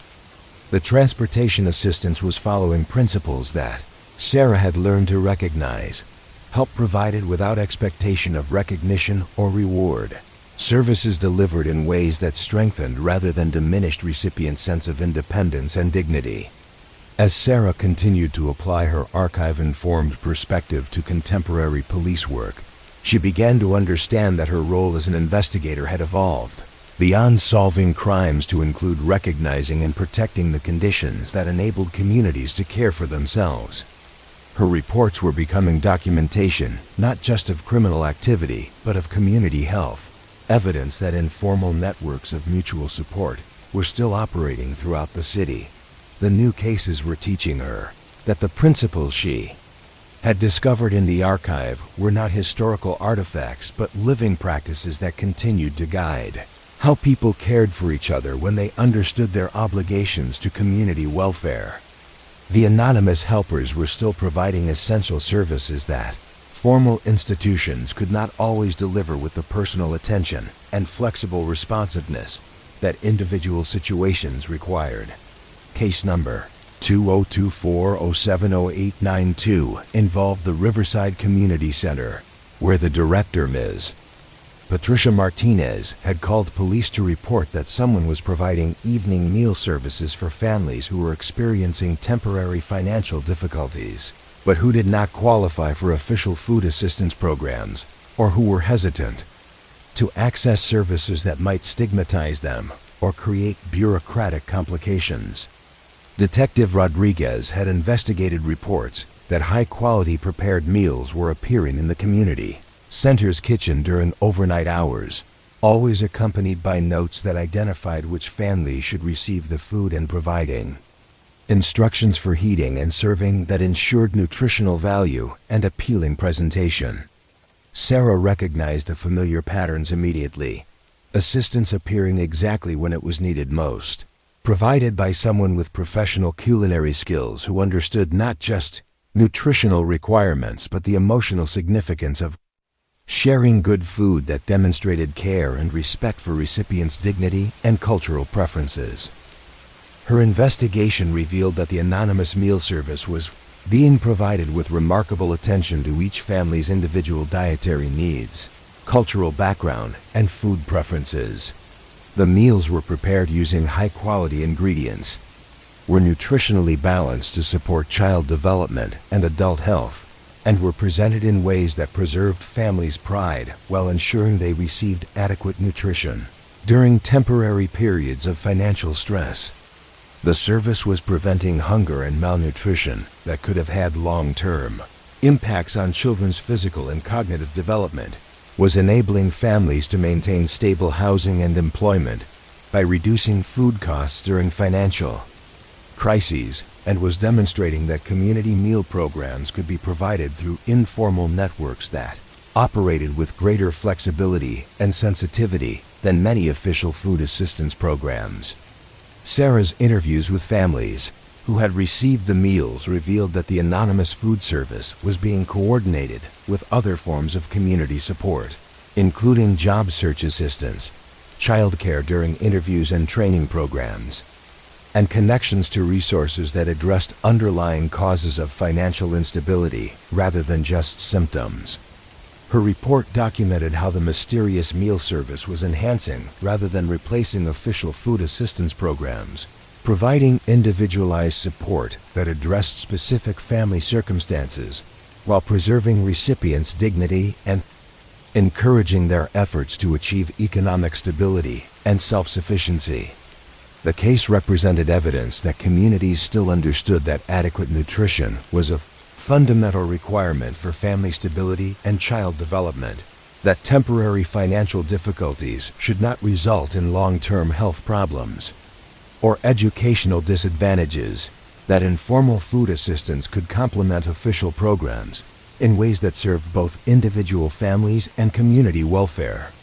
Sarah understood that the anonymous meal provider was participating in networks of care that operated according to principles she had learned to recognize: mutual responsibility for ensuring that no one went hungry, commitment to preserving family, dignity during times of crisis, and understanding that community health required collective attention to the basic needs that supported individual and family stability. As her new approach to police work continued to reveal contemporary examples of the same kinds of community care that had been documented in the archive, Sarah began to understand that her months of historical research had prepared her to recognize and support ongoing expressions of mutual aid and collective responsibility that were still shaping how people cared for each other in the present day. The archive had not just documented the past, but had provided a lens for understanding the present, revealing that the principles of community care were timeless expressions of human values that continued to guide how people responded to each other's needs when they understood their obligations to collective welfare and individual dignity. The contemporary cases were teaching her that anonymous assistance had never stopped operating, but had simply adapted to changing circumstances while maintaining its commitment to the fundamental principle that communities were responsible for ensuring that all their members could live with security, dignity, and hope for the future. Sarah's reports were becoming documentation of community resilience and ongoing expressions of the highest human values, evidence that the informal networks of care discovered in the archive were not historical curiosities, but living practices that continued to sustain community life and individual welfare in ways that formal institutions could not always provide. The fluorescent lights in the precinct hummed their familiar lullaby as Sarah completed another report that documented not just criminal activity, but community health, understanding that her work had evolved to include witnessing and preserving evidence that people continued to care for each other according to principles that created safety and security for everyone. The archive had taught her to recognize that the most important police work often involved protecting the conditions that allowed communities to function according to their highest values, that law enforcement could serve not just as a response to problems, but as support for the informal networks of care that prevented many problems from developing in the first place. The mysteries were no longer mysterious because Sarah had learned to recognize them as natural expressions of human kindness, operating according to its own perfect logic, evidence that communities could still create environments where anonymous assistance flourished because caring for others had remained what it had always been. Not an obligation, but a privilege. Not a burden, but a joy. Not a mystery, but the most natural expression of what it meant to be fully human. Asterisk Detective Sarah Chun had begun to notice something remarkable happening during her regular patrol shifts. Other officers were starting to report similar cases of anonymous assistance, unexplained kindness that followed the same pattern she had learned to recognize from her months in the archive. It was as if her new way of seeing had somehow made these incidents more visible, or perhaps her colleagues had simply begun to pay attention to phenomena that had always been present, but had previously been overlooked or dismissed as routine. Community activities. Officer Patricia Wong had been the first to approach Sarah with a case that seemed to echo the historical files from the basement archive. She had been responding to what appeared to be a routine wellness check when she discovered something that challenged her understanding of how neighborhoods could function when people truly cared for each other's welfare. The call had come from Mrs. Helen Foster, age 86. who lived alone in a house on Oak Street where she had raised her family and had spent 42 years working as a school librarian before her retirement 8 years earlier. Mrs. Foster had contacted police not to report a crime, but to express her puzzlement about the comprehensive support services that had somehow organized themselves around her daily needs without any formal arrangement or official coordination. Officer Wong had arrived expecting to find an elderly woman who might be experiencing confusion or early signs of dementia, but her interview with Mrs. Foster revealed someone who was mentally sharp and observant, who had simply become the beneficiary of what appeared to be an elaborate network of informal assistants that operated with remarkable efficiency and coordination. Mrs. Foster explained that the support had begun gradually, so subtly that she had initially attributed individual instances to coincidence or the random kindness of neighbors who happened to notice when she needed help. But over the course of several months, the assistance had become more comprehensive and better coordinated, suggesting that multiple people were communicating with each other about her circumstances and needs. The grocery shopping that appeared on her doorstep always included exactly the items she preferred, often featuring foods that supported her dietary restrictions and medication requirements in ways that suggested whoever was doing the shopping possessed detailed knowledge of her health conditions and nutritional needs.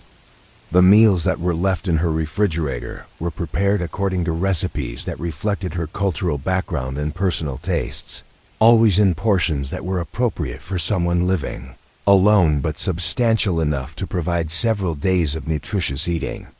Officer Wong had documented the various forms of assistance that Mrs. Foster was receiving, creating a comprehensive picture of informal care that addressed virtually every aspect of independent living for someone who was aging in place. The support included not just food and grocery services but transportation to medical appointments, assistance with household maintenance and repairs, help with financial management and bill paying, and even companionship services that prevented the social isolation that often accompanied advanced age. The coordination of these services suggested a level of organization and communication that would have been impressive in a formal program with professional staff and administrative oversight. Yet Mrs. Foster had no knowledge of who was providing the assistance or how they had learned about her circumstances and preferences in such remarkable detail. Sarah recognized the familiar patterns immediately, assistance appearing exactly when it was needed most, provided by people who possessed professional-level skills and genuine understanding of the complex challenges that accompanied aging in place, delivered in ways that preserved Mrs. Foster's dignity and sense of independence while ensuring she could remain safely in her own home.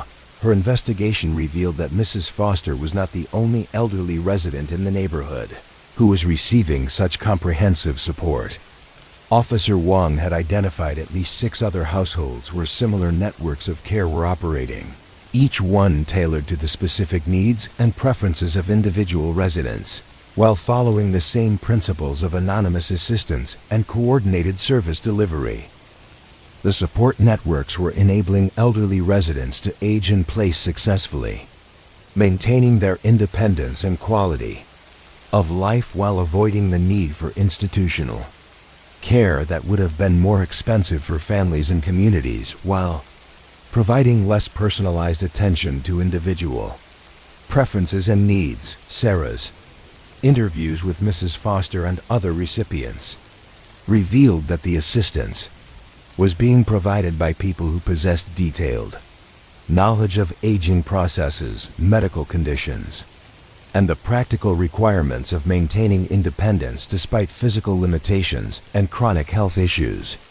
The helpers understood not just what services were needed, but how to provide them in ways that enhanced rather than diminished recipients' sense of autonomy and self-respect. Network was operating according to principles that Sarah had learned to recognize from the archive: mutual responsibility for community welfare, commitment to preserving individual dignity during times of vulnerability, and understanding that aging should not mean losing the ability to remain in familiar surroundings where people had built their lives and relationships over many decades. As Sarah continued to investigate the contemporary support networks, she began to understand that they represented not isolated instances of remarkable kindness but evidence of systematic approaches to community care that had evolved from the same principles that had guided earlier generations of anonymous helpers.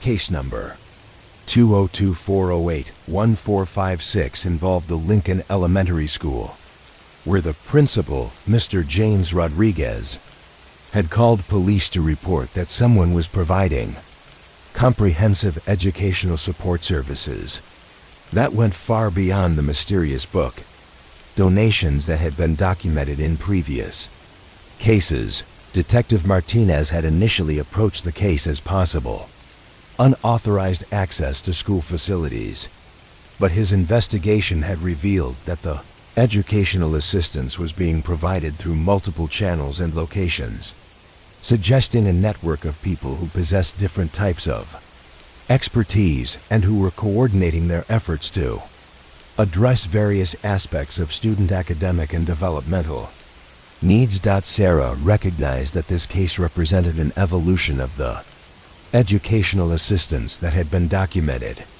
throughout the archive, but with a level of sophistication and coordination that suggested the informal networks had developed more comprehensive approaches to supporting student success and family stability. The educational support included not just tutoring and academic assistance but comprehensive services that addressed underlying factors that could interfere with children's learning and development.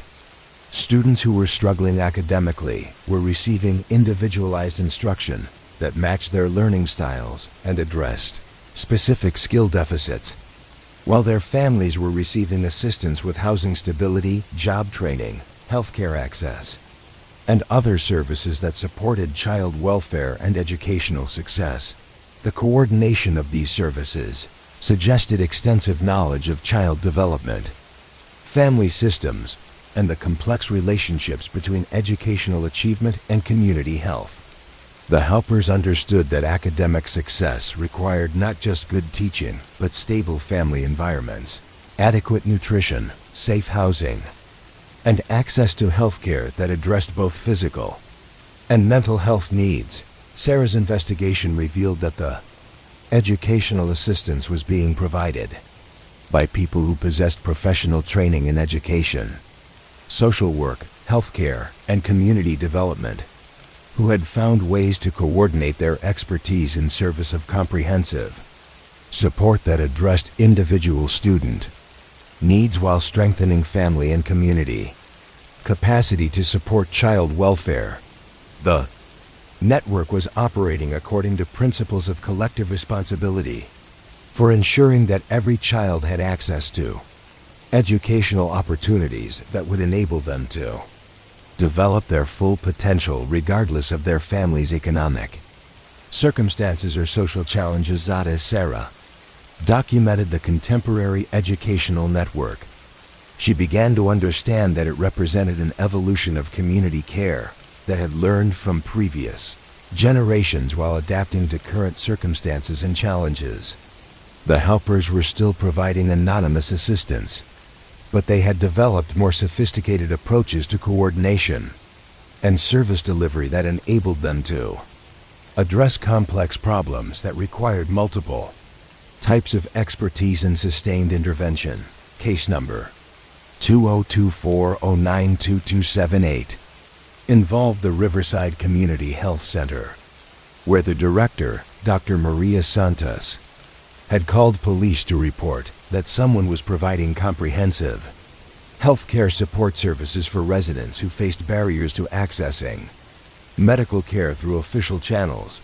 Officer Kim had investigated reports that expensive medical equipment was appearing in patients' homes, that prescription medications were being provided for people who could not afford them, and that transportation to medical appointments was being coordinated for patients who lacked reliable access to healthcare facilities. Sarah recognized that this case represented another evolution of the medical assistance that had been documented throughout the archive, but with a level of comprehensiveness that suggested the informal networks had developed sophisticated approaches to addressing healthcare disparities and ensuring that medical needs did not go unmet because of economic or logistical barriers.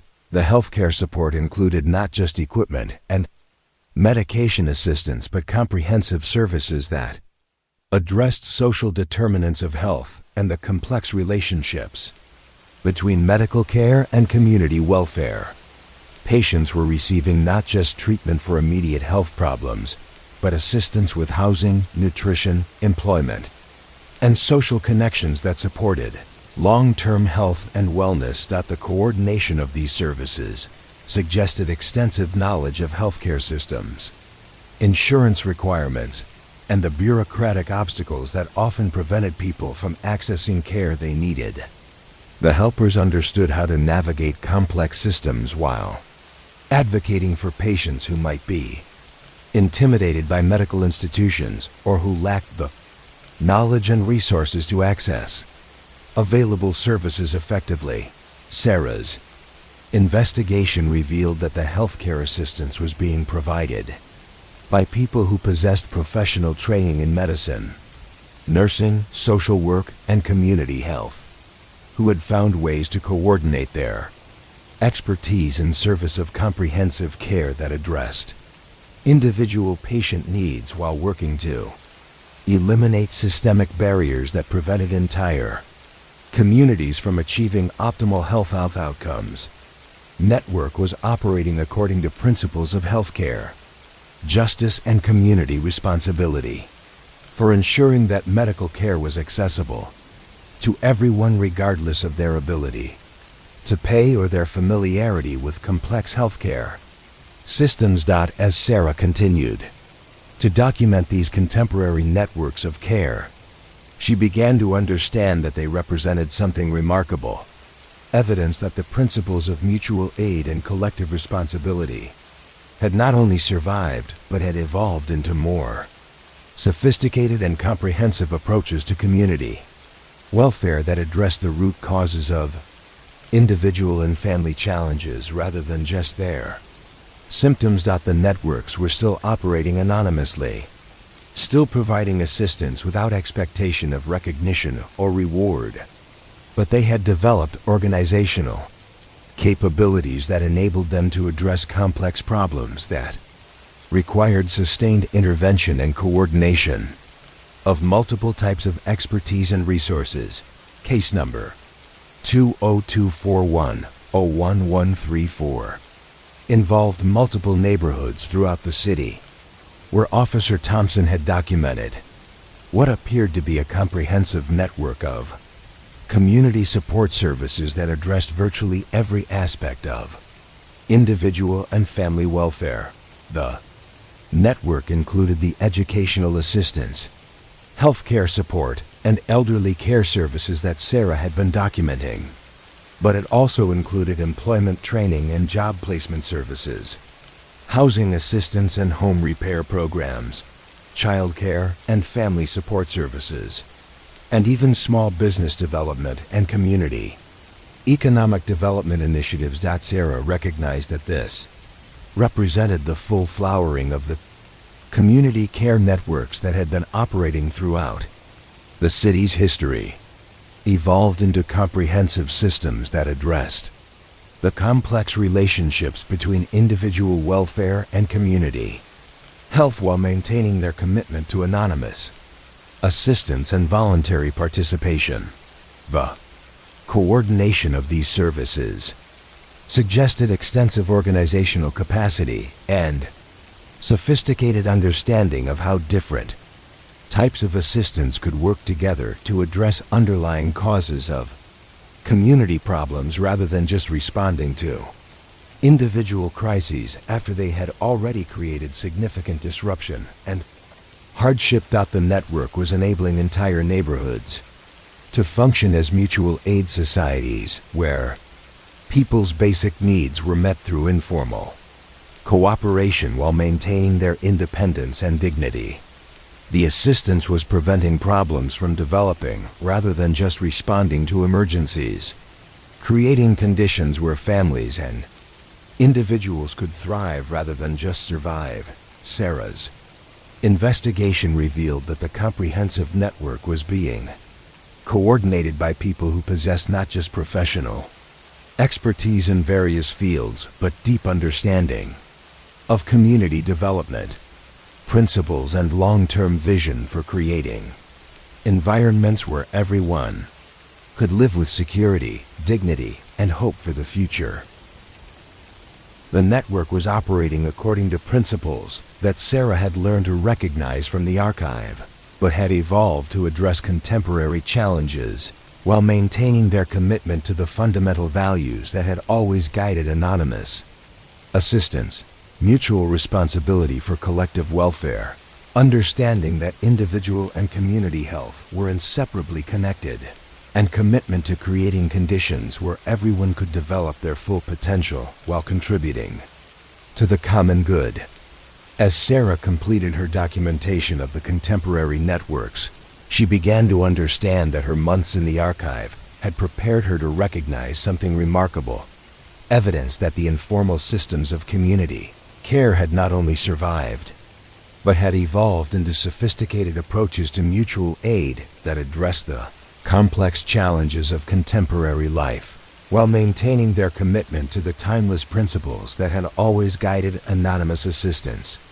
The networks represented living examples of how communities could function when they operated according to their highest values, creating environments where people could count on receiving help when they needed it while contributing their own skills and resources to collective welfare in ways that enhanced rather than diminished individual autonomy and dignity. The fluorescent lights hummed their familiar lullaby as Sarah completed another report that documented not just individual acts of kindness but comprehensive systems of care that demonstrated the possibility of social organization based on principles of mutual aid and collective responsibility for ensuring that everyone could live with security, dignity, and hope. The archive had taught her to recognize these networks as natural expressions of human values operating according to their own perfect logic, evidence that communities could create alternatives to social isolation and individual vulnerability by organizing themselves around principles of care and cooperation rather than competition and scarcity. The networks were proof that the highest human values could be translated into practical systems of mutual support that served individual needs, while strengthening collective capacity to address the challenges that affected everyone's welfare and quality of life. The mysteries were no longer mysterious because Sarah had learned to recognize them as evidence of what communities could achieve when people understood their obligations to each other and found joy in using their skills and resources to create environments where everyone could flourish while contributing to the common good that supported individual and collective prosperity. Detective Sarah Chun found the envelope on her desk during the quiet afternoon hours when the precinct settled into its contemplative rhythm between the morning's emergencies and the evening's unpredictable demands. The paper was expensive, substantial in a way that suggested care and deliberation rather than haste or convenience. Her name was written across the front in handwriting that belonged to someone who had learned penmanship when such skills were considered essential elements of education and communication. Inside, the message was brief but intriguing: an invitation to attend what was described as a gathering of understanding at the old Riverside Community Center on Thursday evening at 8 o'clock. The note explained that her recent investigations had demonstrated a readiness to perceive patterns of care that operated beyond conventional categories of explanation, and that perhaps it was time for her to meet some of the people whose work she had been documenting with such careful attention to detail and context.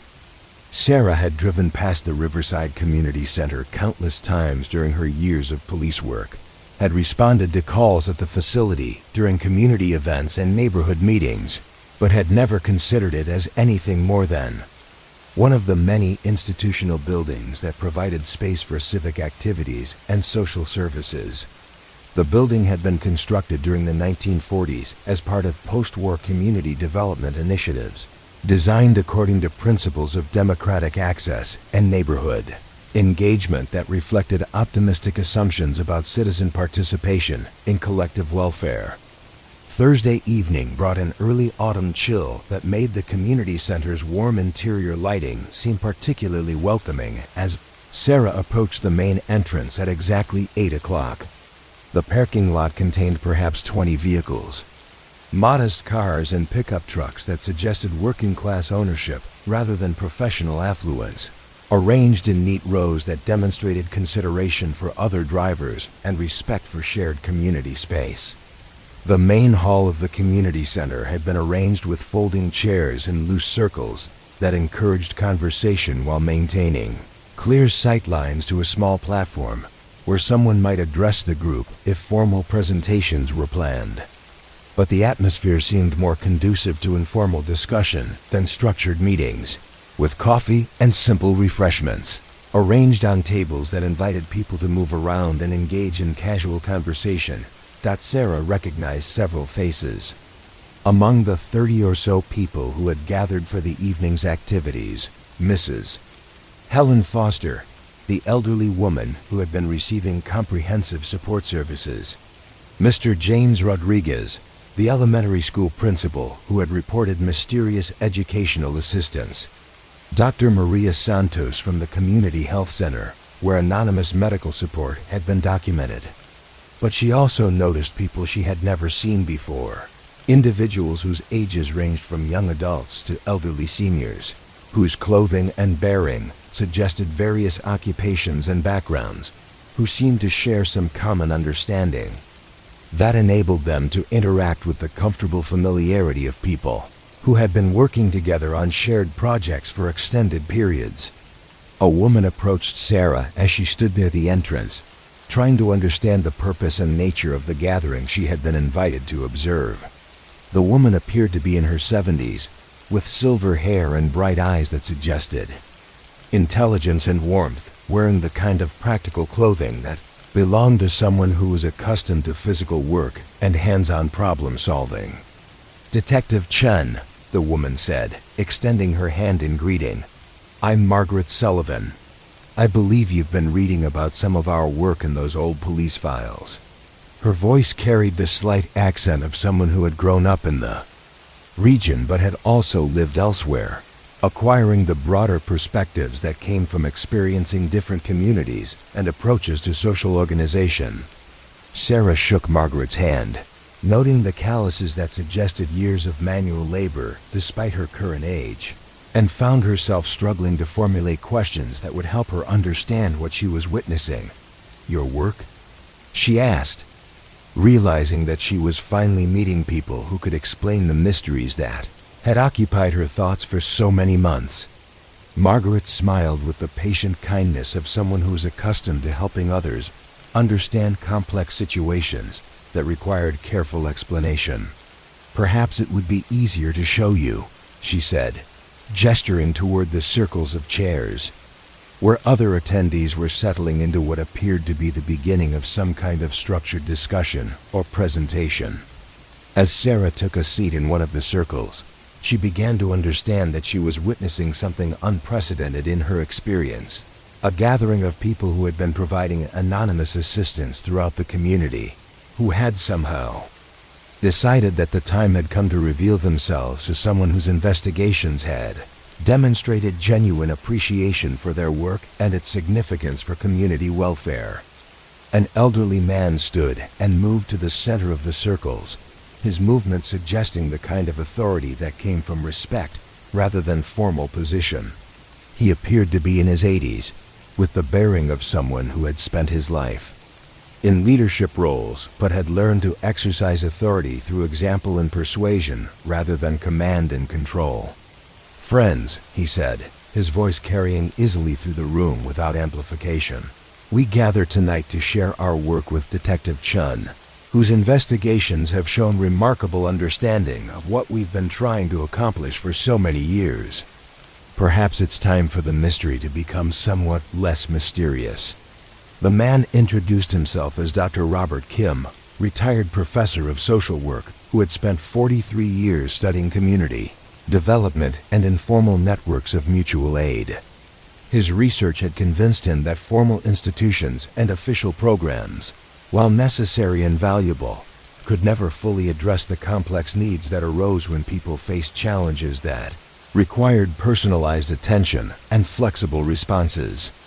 Dr. Kim explained that the network Sarah had been investigating had evolved gradually over several decades, beginning with informal cooperation between neighbors who recognized that individual welfare was inseparably connected to community health. The early participants had been people who possessed professional skills and expertise that could benefit others, who had found ways to continue serving their communities, even after retirement or career changes had altered their official responsibilities. The network had grown through personal relationships and shared values rather than formal recruitment or organizational structures. People had been invited to participate based on their demonstrated commitment to KOFBA, community welfare, and their possession of skills or resources that could contribute to collective capacity for mutual aid and support. Margaret Sullivan stood to describe how the grocery delivery and meal preparation services had developed from her own experience caring for elderly parents who had struggled to maintain their independence while managing chronic health conditions and mobility limitations. Her background as a nutritionist and her understanding of the challenges that accompanied aging had enabled her to develop systems for providing food assistance that preserved recipients' dignity while ensuring they received adequate nutrition and social connection. It started with just my neighbors, Margaret explained. People I knew were having difficulty getting to the store or preparing meals that met their dietary needs. But as word spread about what we were doing, other people wanted to help, and we realized we could coordinate our efforts to serve more families while avoiding duplication and ensuring that everyone's contributions were used effectively.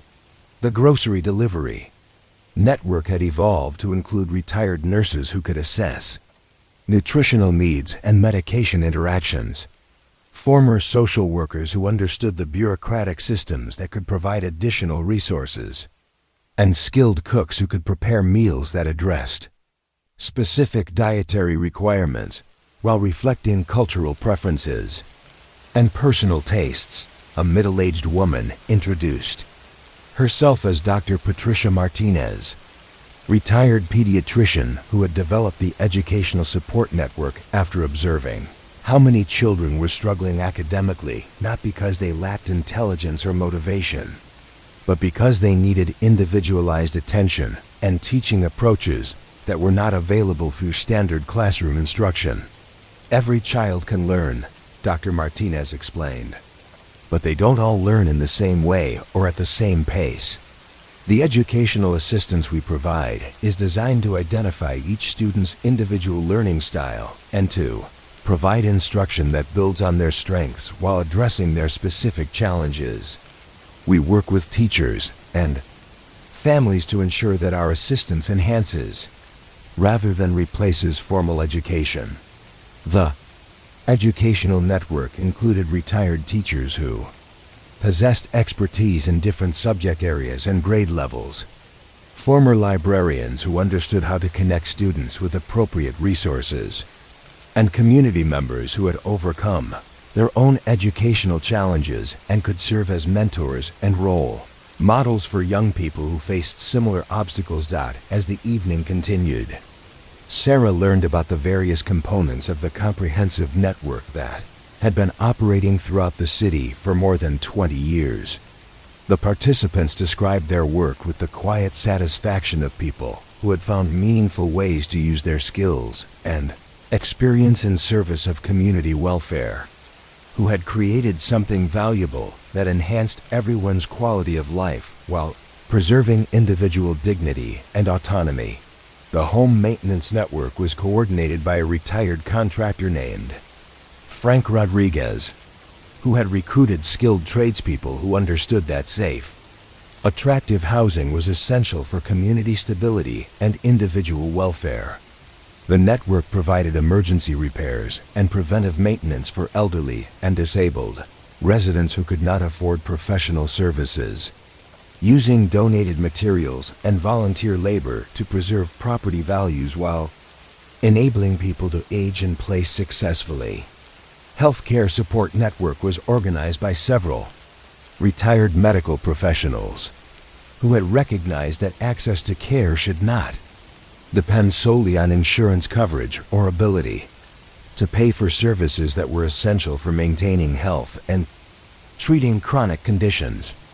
The network provided equipment loans, prescription assistance, transportation to medical appointments, and advocacy services that helped patients navigate complex healthcare systems while ensuring they received appropriate care.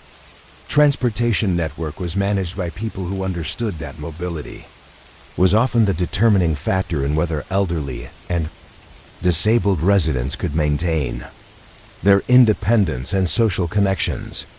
The volunteer drivers provided door-to-door service for medical appointments, grocery shopping, social activities, and other essential travel that enabled people to participate fully in community life, regardless of their ability to drive or access public transportation.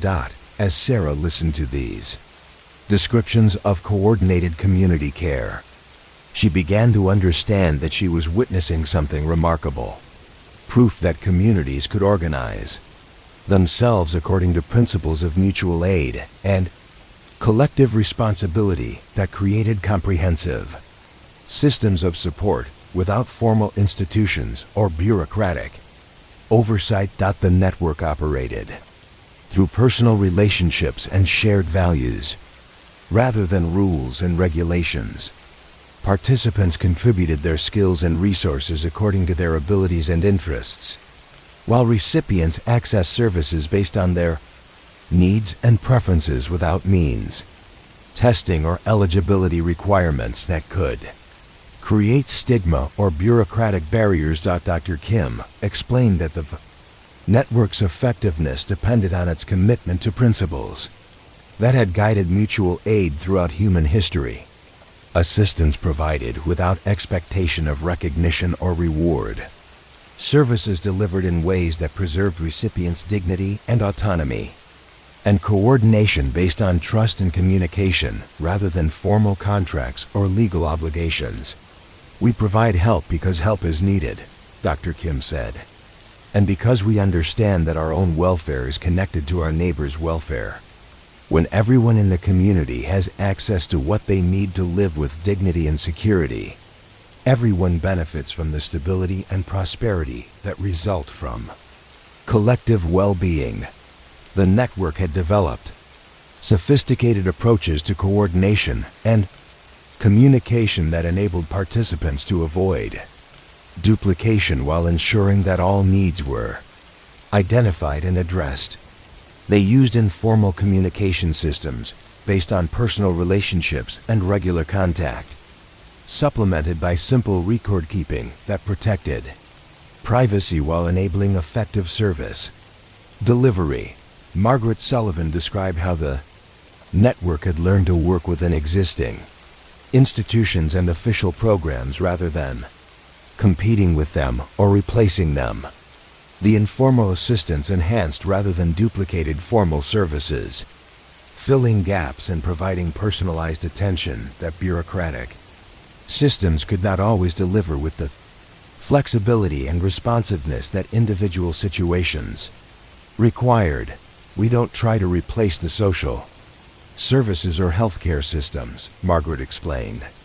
But we recognize that those systems can't address every need or provide the kind of individualized attention that some situations require. Our assistance is designed to complement formal programs while ensuring that no one falls through the cracks or goes without help because they don't fit standard categories or eligibility requirements. As the evening progressed, Sarah began to understand that the network represented something precious, evidence that communities could create alternatives to social isolation and individual vulnerability by organizing themselves around principles of care and cooperation rather than competition and scarcity. The participants were ordinary people who had found extraordinary ways to serve their community, who had demonstrated that formal institutions and official programs, while necessary and valuable, were not sufficient for creating environments where everyone could live with dignity and security. The informal networks of mutual aid had proven more flexible and responsive than bureaucratic systems, more efficient and effective than market-based solutions, and more sustainable and compassionate than charitable programs that created dependence rather than empowerment. Dr. Martinez explained that the network's approach to education was based on understanding that learning was a lifelong process that required community support rather than just institutional instruction. The educational assistants helped students develop not just academic skills, but confidence and resilience that would serve them throughout their lives, while working with families to address underlying factors that could interfere with children's learning and development. Education happens everywhere, Dr. Martinez said, not just in schools. We try to create learning opportunities that build on each student's interests and strengths, while connecting them with mentors and role models who can help them envision possibilities for their future. Our goal is to help every child develop their full potential while contributing to community welfare. As the formal presentations concluded and the gathering moved toward informal conversation and social interaction, Sarah found herself surrounded by people who wanted to share their experiences and learn about her perspective on the work they had been doing for so many years without official recognition or public acknowledgement. She spoke with retired teachers who had developed innovative approaches to individualized instruction, former healthcare workers who had created systems for addressing social determinants of health, skilled tradespeople who had organized volunteer labor for community improvement projects, and community members who had found ways to turn their life experiences into resources for helping others facing similar challenges. The conversations revealed that the network participants shared certain characteristics that had enabled them to work together effectively over many years. Commitment to community welfare rather than personal recognition. Willingness to contribute their skills and resources according to their abilities rather than their obligations. And understanding that individual success was meaningful only when it contributed to collective prosperity and social justice. As the evening drew to a close and people began to gather their belongings and prepare for departure, Dr. Kim approached Sarah with an invitation that surprised her with its directness and significance. "Detective Chun," he said, "your investigations have demonstrated genuine appreciation for what we've been trying to accomplish, and your reports have documented our work with remarkable accuracy and understanding. We would be honored if you would consider joining our efforts, bringing your skills and perspective to help us continue developing approaches to community care that serve everyone's welfare while preserving individual dignity and autonomy." Sarah found herself considering an invitation that would fundamentally change her understanding of police work and community service, that would enable her to participate directly in the networks of care she had been investigating and documenting for so many months. The offer represented an opportunity to move beyond witnessing and recording acts of mutual aid to actually participating in their creation and coordination. The fluorescent lights in the community center hummed their familiar lullaby as people exchanged contact information and made plans for future activities, understanding that Sarah had been invited to join something remarkable, a community of people who had committed themselves to, demonstrating that the highest human values could be translated into practical systems of care that served individual needs while strengthening collective capacity to address challenges that affected everyone's welfare.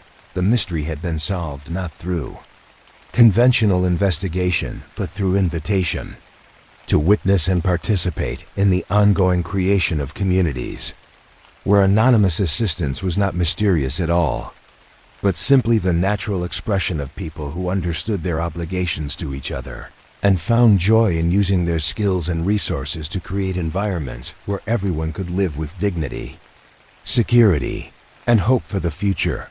Asterisk Detective Sarah Shun spent the weekend following the community center gathering, walking through neighborhoods with new eyes, seeing streets and houses and public spaces, not just as locations where crimes might occur, but as environments where people lived their daily lives, faced their challenges, and found ways to support each other through the inevitable difficulties that were part of human experience. The invitation to join the network had created a shift in perspective that was subtle but profound, transforming her understanding of what it meant to serve community welfare.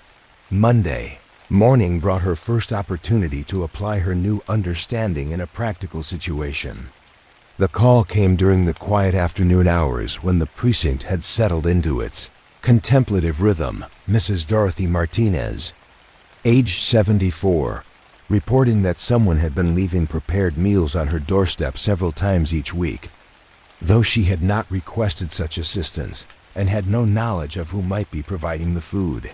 6 months earlier, Sarah would have approached this case as a potential instance of trespassing or unauthorized delivery, would have focused her investigation on identifying the mysterious meal provider and determining whether any laws had been violated by their actions.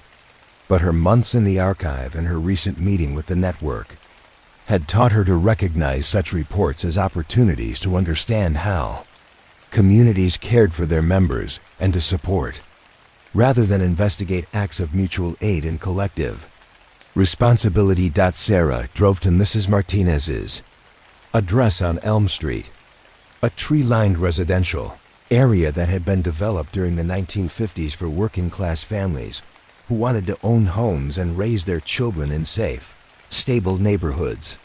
The houses were modest but well-maintained, with small front yards and larger backyards that provided space for gardens, play areas, and the kind of outdoor socializing that created opportunities for neighbors to know each other's circumstances and needs. Mrs. Martinez met Sarah at the front door, moving slowly but steadily with the careful gait of someone who had learned to manage arthritis and other age-related changes while maintaining their independence and dignity. She invited Sarah into a living room that was filled with photographs of children and grandchildren, evidence of a life spent nurturing family relationships and maintaining connections across generations. "I don't want to get anyone in trouble," Mrs. Martinez explained as they settled into comfortable chairs near a window that looked out onto the street where she had lived for 26 years. "The meals are wonderful, and whoever is making them obviously cares about my health and preferences. But I'm puzzled about how they know what I like to eat and when I might need extra help with cooking." Sarah asked to see the meals that had been left most recently, and Mrs. Martinez led her to the kitchen where several containers were stored in the refrigerator. The food was prepared with obvious skill and attention to nutritional balance, featuring ingredients that supported heart health and provided adequate protein for someone whose appetite might be diminished by medication, side effects, or the social isolation that often accompanied advanced age. The meals were packaged in containers that could be easily reheated and served, with clear instructions for preparation and suggestions for side dishes that would provide complete nutrition while remaining appealing to someone whose relationship with food might be complicated by health, issues or changes in taste that were common among elderly people. Sarah found herself thinking not about how to investigate the meal provider, but about how to ensure that Mrs. Martinez continued to receive the assistance while understanding the care and concern that had motivated someone to provide such thoughtful help.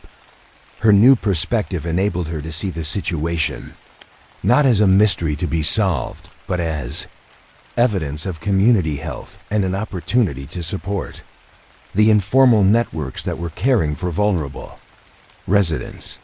Mrs. Martinez, Sarah said, "It seems to me that you have a neighbor who cares about your welfare and who has found a thoughtful way to ensure that you're receiving good nutrition and companionship, even if it's provided anonymously.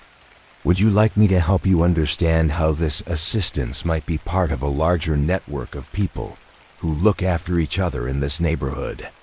Mrs. Martinez's face brightened with interest and relief as Sarah explained what she had learned about the informal support systems that operated throughout the city, how retired professionals and community members had organized themselves to provide assistance that enhanced rather than replaced official programs while preserving recipients' dignity and autonomy.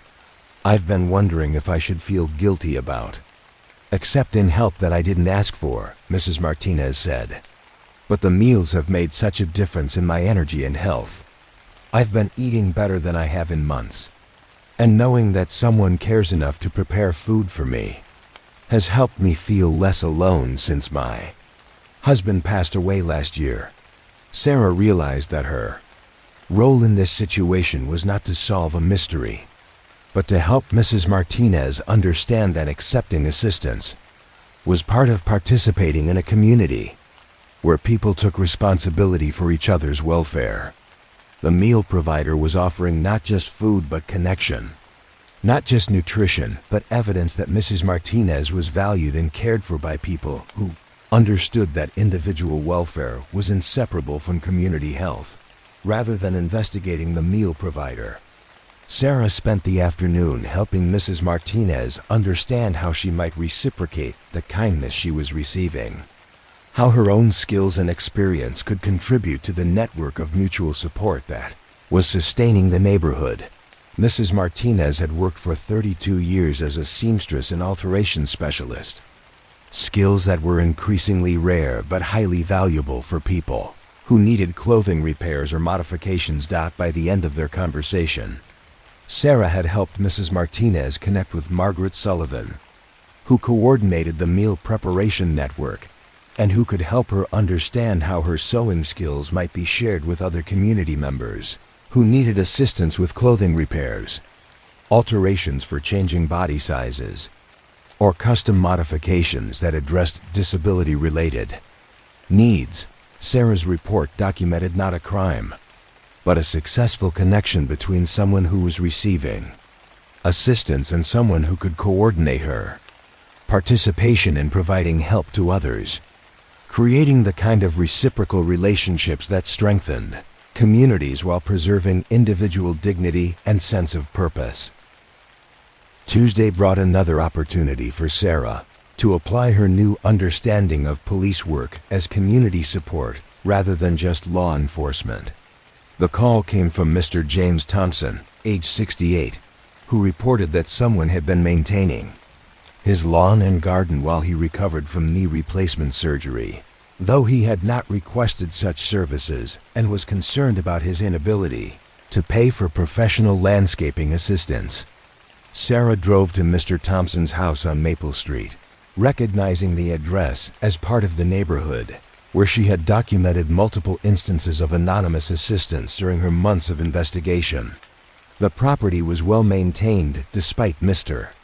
Thompson's recent mobility limitations, with evidence of recent mowing, weeding, and plant care that demonstrated both professional skill and genuine concern for preserving the garden that Mr. Thompson had developed over many years of careful attention to soil preparation and plant selection. Mr. Thompson met Sarah at the front door, using a walker but moving with the determined independence of someone who was committed to maintaining their autonomy. despite temporary physical limitations. He led her to the backyard where his garden displayed the results of recent maintenance that had preserved the complex ecosystem he had created through decades of experimentation with organic growing methods and integrated pest management.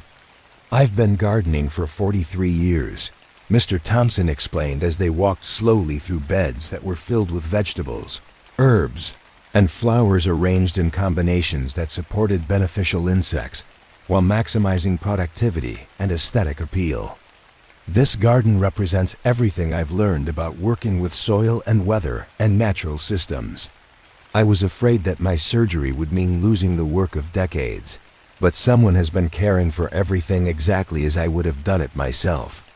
Sarah found herself marveling at the sophistication of the garden maintenance, which demonstrated not just horticultural skill, but intimate knowledge of Mr. Thompson's specific approaches to organic gardening and sustainable landscape management.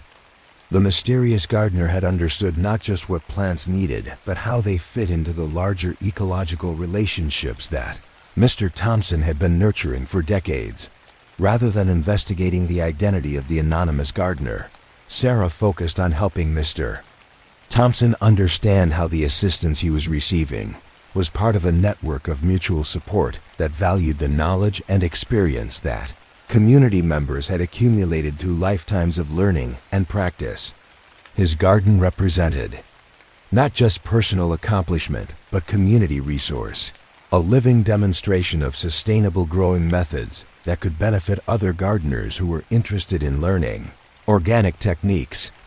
Sarah connected Mr. Thompson with Frank Rodriguez, who coordinated the home and garden maintenance network and who could help him understand how his expertise might be shared with other community members who were interested in developing their own organic gardens or transitioning from chemical to sustainable growing methods. "Your knowledge about soil health and natural pest control is valuable to the whole community," Sarah explained, "and sharing what you've learned could help other people develop gardens that support both their families and the larger ecosystem. The assistance you're receiving now could be understood as an investment in preserving expertise that benefits everyone." By the end of their conversation, Mr. Thompson had agreed to offer informal consultations and garden tours for community members who wanted to learn sustainable growing methods, creating opportunities for him to contribute his knowledge while continuing to receive the physical assistance he needed during his recovery period. Sarah's report documented another successful connection between someone receiving assistance and opportunities for them to contribute their own skills and experience to community welfare, demonstrating how the network created reciprocal relationships that strengthened both individual dignity and collective capacity for mutual support. Wednesday brought a case that challenged Sarah to apply her new perspective to a more complex situation involving multiple family members and various types of assistance. The call came from Mrs. Linda Chun, who reported that her elderly mother was receiving comprehensive support services that seemed to be coordinated among multiple people, though the family had not requested such assistance and was concerned about their obligations to whoever was providing the help. Sarah drove to the Chun family home in a neighborhood that had been developed during the 1960s for first-generation immigrants who had worked to establish small businesses while raising their children in communities that honored both traditional values and American opportunities for education and economic advancement. Mrs. Chun and her mother, Mrs. Amy Wu, age 83, met Sarah in a living room that reflected the family's Chinese heritage while demonstrating their integration into American community life. Mrs. Wu spoke limited English but communicated effectively through her daughter's translation and her own expressive gestures and warm demeanor. Mrs. Chun explained that her mother had been receiving assistance that addressed virtually every aspect of independent living, grocery shopping that included ingredients for traditional Chinese cooking, transportation to medical appointments, with healthcare providers who understood her cultural background and language preferences, and even companionship services that included people who could communicate in her native dialect. My mother is very independent and has always taken care of herself, Mrs. Chun explained. But since my father died 2 years ago, she's been struggling with loneliness and some of the practical challenges of managing a household alone. The help she's been receiving has made an enormous difference in her health and happiness, but we don't understand how to reciprocate or whether we're creating obligations that we can't fulfill.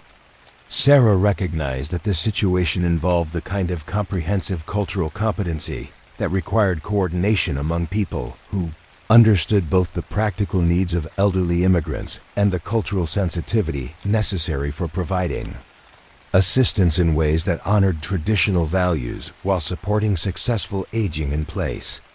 Rather than investigating the source of the assistance, Sarah focused on helping the Chen family understand how Mrs. Wu's receipt of culturally appropriate support was part of a network that valued diversity and understood that effective community care required attention to individual cultural backgrounds and preferences.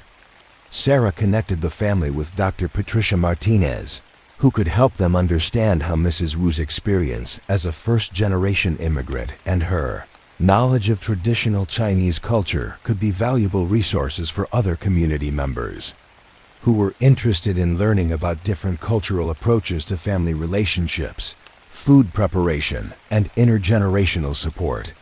Your mother's knowledge about traditional Chinese medicine, cooking, and family care could be very valuable to other people in the community, Sarah explained through Mrs. Chin's translation. The assistance she's receiving could be understood as recognition of her contributions to community, diversity, and an investment in preserving cultural knowledge that benefits everyone. Mrs. Wu brightened as she understood that the help she was receiving was connected to opportunities for her to share her own expertise and experience, that the network valued her cultural knowledge and wanted to create opportunities for intergenerational and intercultural learning that would strengthen the entire community.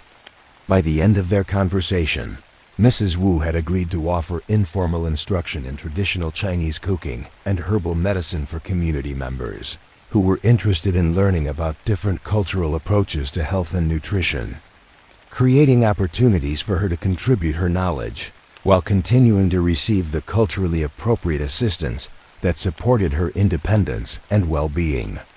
Sarah's report documented how the network's approach to cultural competency created opportunities for elderly immigrants to both receive appropriate assistance and contribute their valuable knowledge to community learning and cross-cultural understanding. As Sarah continued to apply her new perspective to police work, she began to understand that her role had evolved from investigating mysteries to facilitating connections, from solving crimes to supporting the conditions that enabled communities to care for themselves. Her reports were becoming documentation of community health rather than criminal activity, evidence that informal networks of mutual support were creating environments where people could live with dignity and security while contributing their skills and experience to collective welfare. Thursday brought a case that demonstrated how Sarah's new approach could help address situations where people were initially suspicious or concerned about anonymous assistance, but could be helped to understand its value and significance for community health. The call came from Mr. Robert Foster, age 76, who reported that someone had been leaving books and magazines outside his door that seemed to be selected specifically for his interests in military history and model airplane construction, though he had not requested such materials and was concerned that someone might be monitoring his activities without his knowledge or consent. Sarah drove to Mr. Foster's apartment in a senior housing complex that had been designed to provide independent living options for elderly residents who wanted to maintain their autonomy while having access to community services and social opportunities that supported successful aging. Mr. Foster met Sarah in the complex's community room, a space that was designed to encourage social interaction while providing privacy for confidential conversations. He was a retired Air Force veteran who had worked for 30 years as an aircraft mechanic, and his concerns about the mysterious book delivery reflected both his appreciation for the thoughtfulness of the selections and his military-trained caution about unexplained activities. The books are exactly what I'm interested in reading, Mr. Foster explained, and whoever is choosing them obviously knows about my background and hobbies. But I don't like the idea that someone might be watching me or gathering information about my personal interests without my knowledge. In the military, we were taught to be suspicious of unexplained activities, even when they seemed benign. Sarah realized that Mr. Foster's concerns reflected legitimate security awareness rather than paranoia or ingratitude, and that helping him understand the book delivery required addressing both his appreciation for the materials and his need to understand how the selections were being made without compromising his privacy or safety. Rather than investigating the book provider, Sarah focused on helping Mr. Foster understand how the assistance was part of a network that respected privacy while providing support that enhanced quality of life for community members who shared common interests and backgrounds. Sarah explained how the network included veterans who understood the importance of maintaining intellectual engagement and hobby interests during retirement, who had found ways to share resources and knowledge while respecting the security awareness and personal autonomy that were important values for people with military backgrounds. The person providing these books probably has military experience themselves, Sarah explained, and understands that staying engaged with your interests is important for maintaining mental health and sense of purpose during retirement. The selections are being made based on respect for your knowledge and experience, not surveillance of your activities. Mr. Foster's expression relaxed as he understood that the book delivery was motivated by recognition of his expertise rather than monitoring of his behavior, that the provider was likely someone who shared his interests and wanted to ensure that he had access to materials that would support his continuing education and recreational reading. Sarah connected Mr. Foster with other veterans in the network who could help him understand how his military experience and technical knowledge could be valuable resources for community members who were interested in learning about aviation, mechanical systems, or the discipline and teamwork skills that military service had taught him. By the end of their conversation, Mr. Foster had agreed to offer informal instruction in model airplane construction and aircraft maintenance principles for community members who were interested in learning hands-on technical skills, creating opportunities for him to contribute his knowledge while continuing to receive the thoughtfully selected reading materials that supported his intellectual interests. Sarah's report documented how addressing security concerns while facilitating community connections could help veterans and other people with specialized backgrounds understand their value to the network while maintaining the privacy and autonomy that were important to their sense of safety and self-respect. As the week continued, Sarah found herself handling multiple cases that required her new approach to police work as community facilitation rather than criminal investigation. Each situation provided opportunities for her to help people understand how anonymous assistance was part of comprehensive networks of mutual support that created environments where everyone could contribute their skills while receiving help that enhanced their quality of life and sense of connection to community welfare. The fluorescent lights in the precinct hummed their familiar lullaby as Sarah completed reports that documented successful connections between people, receiving assistance and opportunities for them to contribute their knowledge and experience to community learning and mutual support, understanding that she had discovered a new way of serving public safety through strengthening the informal networks that created conditions where people could live with dignity, security, and hope for the future.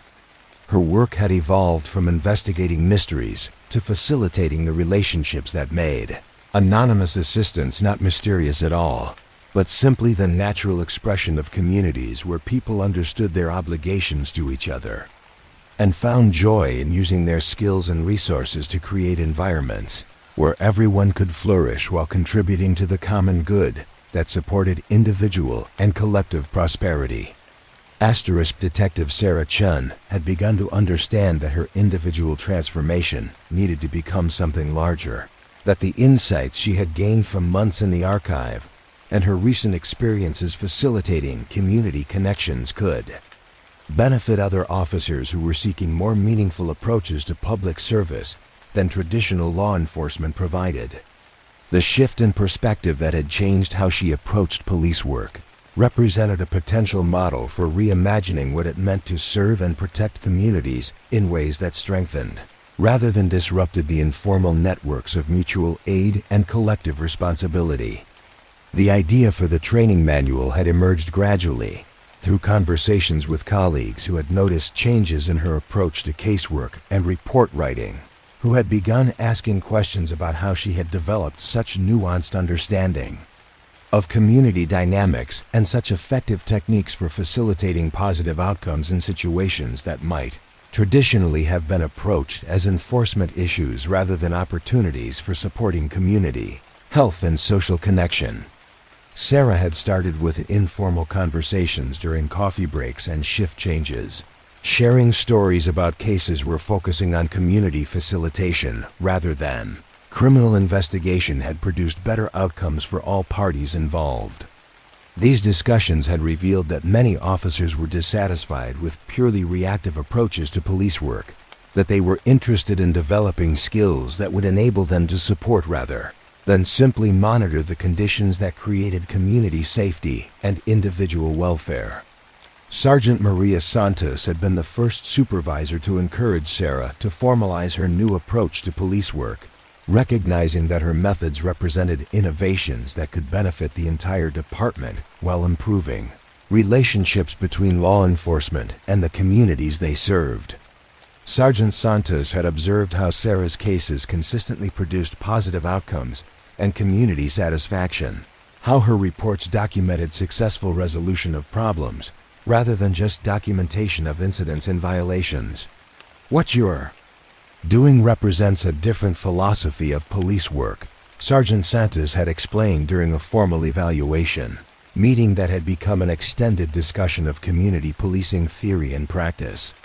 You're treating police work as community development rather than just law enforcement, and the results suggest that this approach might be more effective for actually creating the safety and security that we're supposed to be protecting. Sarah had been invited to present her approach to the department's training committee, a group of supervisors and experienced officers who were responsible for developing professional development programs that kept officers current with best practices and evolving understanding of effective public service.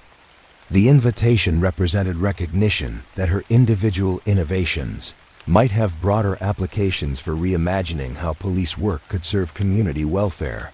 The training manual that Sarah began developing started with fundamental questions about the purpose and methods of police work. What did it mean to serve and protect communities? How could law enforcement enhance rather than disrupt the informal networks of care that created actual safety and security for residents? What skills and perspectives did officers need to recognize and support the conditions that enabled communities to function according to their highest values? Chapter 1 of the manual focused on recognizing networks of care, providing officers with frameworks for understanding how communities actually functioned when they operated according to principles of mutual aid and collective responsibility.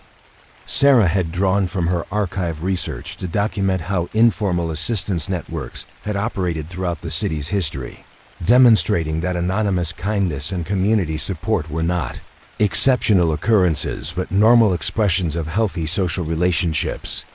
Asterisk. The chapter included case studies that illustrated how officers could learn to recognize signs of community health rather than just problems and violations, how to appreciate the significance of informal cooperation and spontaneous assistance, and how to understand that many calls for police service actually represented opportunities to support existing community resources rather than impose external solutions. Sarah had worked with Margaret Sullivan and other network coordinators to develop guidelines for how officers could interact with informal assistance networks without disrupting their effectiveness or creating bureaucratic complications that might interfere with their ability to serve community needs. The guidelines emphasized respect for anonymity and voluntary participation, understanding that formal recognition or official oversight could undermine the principles that made informal networks effective. Chapter 2 addressed facilitating community connections, providing officers with practical techniques for helping people understand how to access and contribute to informal support systems. Sarah had documented her own experiences helping recipients of anonymous assistance understand how to reciprocate and participate in networks of mutual aid, creating examples that other officers could adapt to different situations and community circumstances. The chapter included communication strategies for helping people overcome suspicion or concern about anonymous assistance, techniques for identifying individual skills and resources that could contribute to community welfare, and methods for connecting people with network coordinators who could help them understand how to participate in reciprocal relationships that strengthened both individual dignity and collective capacity for mutual support. Sarah had invited Dr. Robert Kim and other network participants to contribute sections on community development theory and the principles that guided effective mutual aid organizations. Their contributions provided officers with deeper understanding of how informal networks operated and why certain approaches were more effective than others for supporting community health and individual welfare. Chapter 3 focused on documentation and reporting, demonstrating how officers could write reports that captured the full context of community interactions, rather than just the immediate incident that had prompted police response. Sarah had provided examples of how her own reporting had evolved to document successful facilitation of community connections, preservation of informal assistance networks, and enhancement of conditions that supported collective welfare. The chapter emphasized the importance of understanding police reports as historical documents that would be preserved for future reference, that could serve as evidence of how communities functioned and how law enforcement contributed to community health. Sarah had drawn from her archive research to demonstrate how careful documentation could preserve valuable information about community dynamics and effective approaches to public service. Officer Patricia Wong had been among the first colleagues to volunteer for training in Sarah's new approach to police work, recognizing that her methods offered alternatives to traditional enforcement techniques that often failed to address underlying causes of community problems. Officer Wong had observed how Sarah's facilitation techniques produced better outcomes with less conflict and stress for all parties involved. Traditional police training focuses on control and compliance, Officer Wong explained during one of the pilot training sessions that Sarah had organized to test her manual's effectiveness. But Sarah's approach focuses on understanding and support, which seems to be more effective for actually solving problems rather than just managing them temporarily.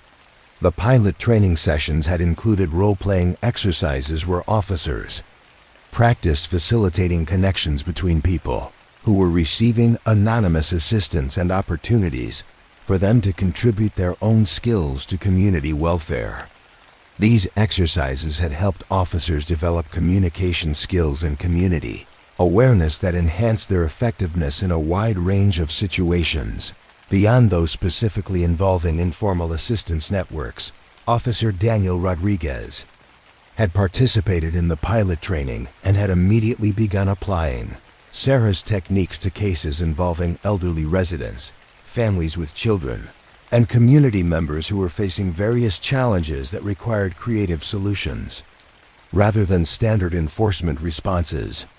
His experience had demonstrated how the new approach could be adapted to different types of police work while maintaining its focus on supporting community health and individual dignity. The training helped me understand that police work could be about building relationships rather than just enforcing rules, Officer Rodriguez explained. When people see police officers as resources for community problem solving rather than just enforcers of regulations, they're more likely to trust us and work with us to address issues before they become serious problems. The success of the pilot training had led to interest from other police departments. who were seeking innovative approaches to community policing that went beyond traditional programs to address fundamental questions about the role of law enforcement in supporting community welfare. Sarah had been invited to present her training manual at regional and national conferences where police administrators and training specialists were exploring new models of public service. Chapter 4 of the manual addressed interagency coordination, providing guidance for how police officers could work effectively with social services, healthcare providers, educational institutions, and other formal organizations while supporting rather than replacing informal networks of mutual aid and community care. Sarah had documented how her approach to police work had improved relationships with other agencies by focusing on shared goals of community welfare rather than jurisdictional boundaries or institutional territoriality. Her experience had demonstrated that recognizing and supporting informal networks could enhance the effectiveness of formal services while reducing duplication and bureaucratic inefficiency. The chapter included case studies showing how officers could serve as liaisons between formal institutions and informal community resources, helping to create comprehensive approaches to individual and family support that addressed both immediate needs and underlying causes of community challenges. Dr. Patricia Martinez had contributed a section on understanding community assets, helping officers recognize the skills, knowledge, and resources that community members possessed and how these assets could be mobilized to address local problems and support collective welfare. Her contribution emphasized the importance of approaching communities from a strengths-based perspective rather than focusing solely on deficits and problems. Chapter 5 focused on measuring success, providing alternative frameworks for evaluating police effectiveness that went beyond traditional metrics of arrests, citations, and response times to include indicators of community health and relationship quality that reflected the actual goals of public safety and community welfare. Sarah had worked with community members and network coordinators to develop assessment tools that measured police effectiveness in terms of community satisfaction, problem resolution, prevention of recurring issues, and strengthening of social connections that supported long-term stability and prosperity. The chapter included examples of how Sarah's approach had produced measurably better outcomes in terms of reduced repeat calls for service, increased community satisfaction with police interactions, and improved relationships between law enforcement and residents who had previously been suspicious or antagonistic toward police presence in their neighborhoods. As word of Sarah's training manual spread throughout the law enforcement community, she began receiving invitations to consult with police departments who were interested in implementing community-focused approaches to public service. These consultations had provided opportunities to refine her methods while learning how different communities and police cultures required adapted approaches to implementing principles of community facilitation and mutual aid support. The manual had evolved through these consultations to include sections on adapting to local context, providing guidance for how officers could learn about the specific networks and community dynamics that operated in their assigned areas, how to build relationships with community leaders and network coordinators, and how to develop trust and credibility that enabled effective facilitation of community connections. Sarah had documented how her approach required ongoing learning and relationship building rather than one-time training, that effective community policing required officers to become students of their assigned neighborhoods and participants in the ongoing processes of community development and mutual aid that created actual safety and security for residents. The training manual had become more than just a professional development resource. It represented a comprehensive reimagining of what police work could accomplish when it was aligned with community values and focused on supporting the conditions that enabled people to care for each other according to principles of mutual aid and collective responsibility. Sergeant Santos had observed that officers who participated in Sarah's training showed increased job satisfaction and professional fulfillment. that they reported feeling more effective and valued in their work, and that they developed better relationships with community members who saw them as resources and allies rather than external enforcers of regulations and restrictions. Sarah's approach represents a return to the original ideals of police work. Sergeant Santos explained during a department meeting where the training manual was being formally adopted as part of the professional development curriculum. It's about serving and protecting communities by understanding and supporting the relationships and resources that actually create safety and security for everyone. The manual had attracted attention from academic researchers who were studying innovative approaches to community policing and social service delivery. Sarah had been invited to collaborate on research projects that would document the effectiveness of her methods while contributing to broader understanding of how law enforcement could serve community development rather than just crisis response.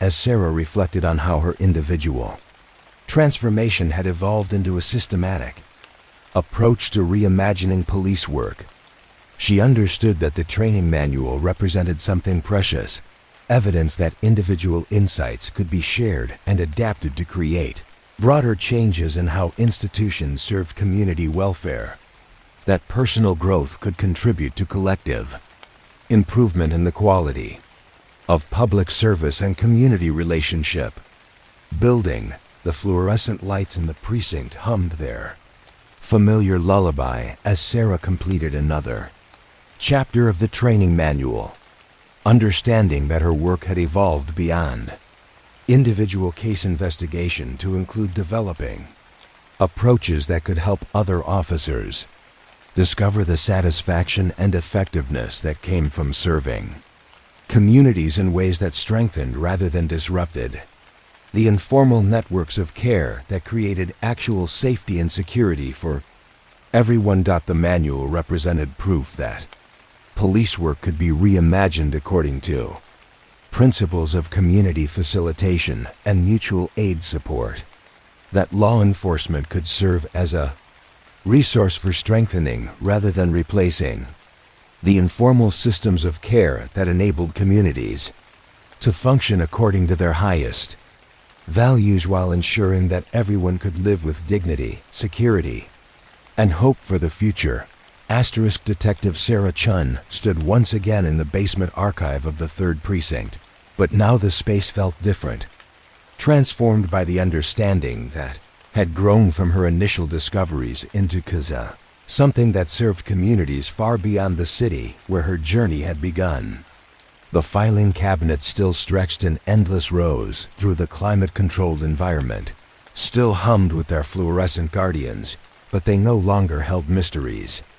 They held evidence of what was possible when people organized their lives around principles of mutual care and collective responsibility. The archive had become a destination for police officers, community organizers, social workers, and researchers who came from distant cities and foreign countries to study the documented evidence of how communities could function when they operated according to their highest values.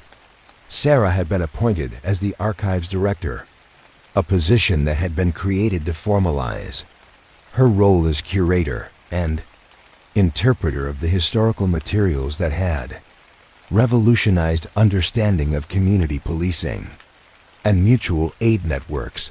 The visitors who came to study the archive arrived with questions that had evolved from Sarah's original puzzlement about unexplained assistance to sophisticated inquiries about how to implement community-centered approaches to public service in different cultural contexts and economic circumstances.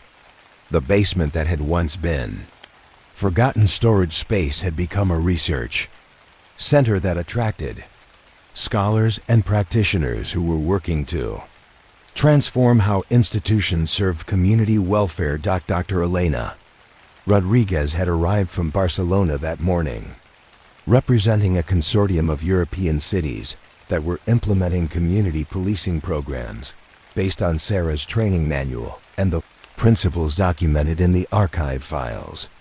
She was studying how informal networks of mutual aid had operated in different historical periods and geographical locations, seeking to understand which elements were universal aspects of human community and which were specific to particular cultural and economic contexts.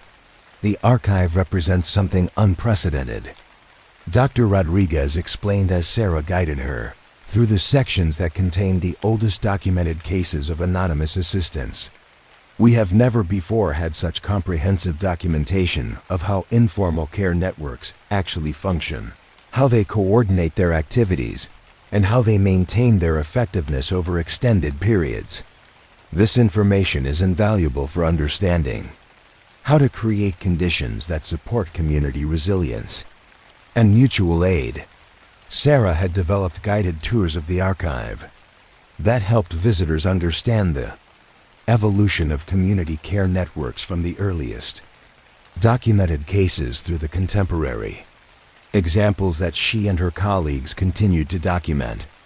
The tours revealed patterns and principles that had remained consistent across decades of social and economic change, demonstrating that mutual aid was not dependent on particular historical circumstances but represented fundamental human capacities for cooperation and collective responsibility. The morning tour group included police officers from 3 different continents who were participating in an international exchange program that had been developed to share innovations in community-centered law enforcement. The officers came from cities that faced different challenges but shared common goals of reducing conflict while improving relationships between police and the communities they served. Commander James Thompson from Vancouver had been implementing Sarah's training methods with remarkable success, documenting how community facilitation approaches had reduced complaints against police while improving crime prevention and community satisfaction. His department had become a model for other Canadian cities that were seeking alternatives to traditional enforcement-focused policing strategies. The archive helps us understand that community policing is not just a professional technique but a recognition of how healthy communities actually function. Commander Thompson explained during the discussion period that followed the guided tour. When police officers understand their role as supporting rather than replacing informal networks of care, they become more effective at preventing problems while building the relationships that create actual public safety. Inspector Maria Gonzalez from Mexico City had traveled to the archive to study how informal assistance networks could operate in densely populated urban environments where traditional social structures had been disrupted by migration and economic change. Her research focused on how police officers could identify and support emerging networks of mutual aid among immigrant communities and residents who were facing economic hardship.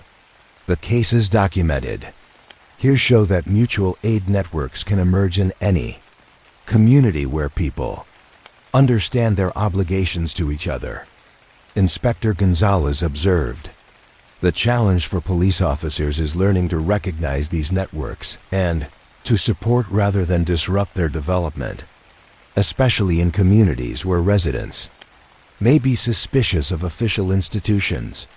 Chief Superintendent David Kim from Seoul had come to understand how the principles documented in the archive could be adapted to different cultural contexts and legal systems.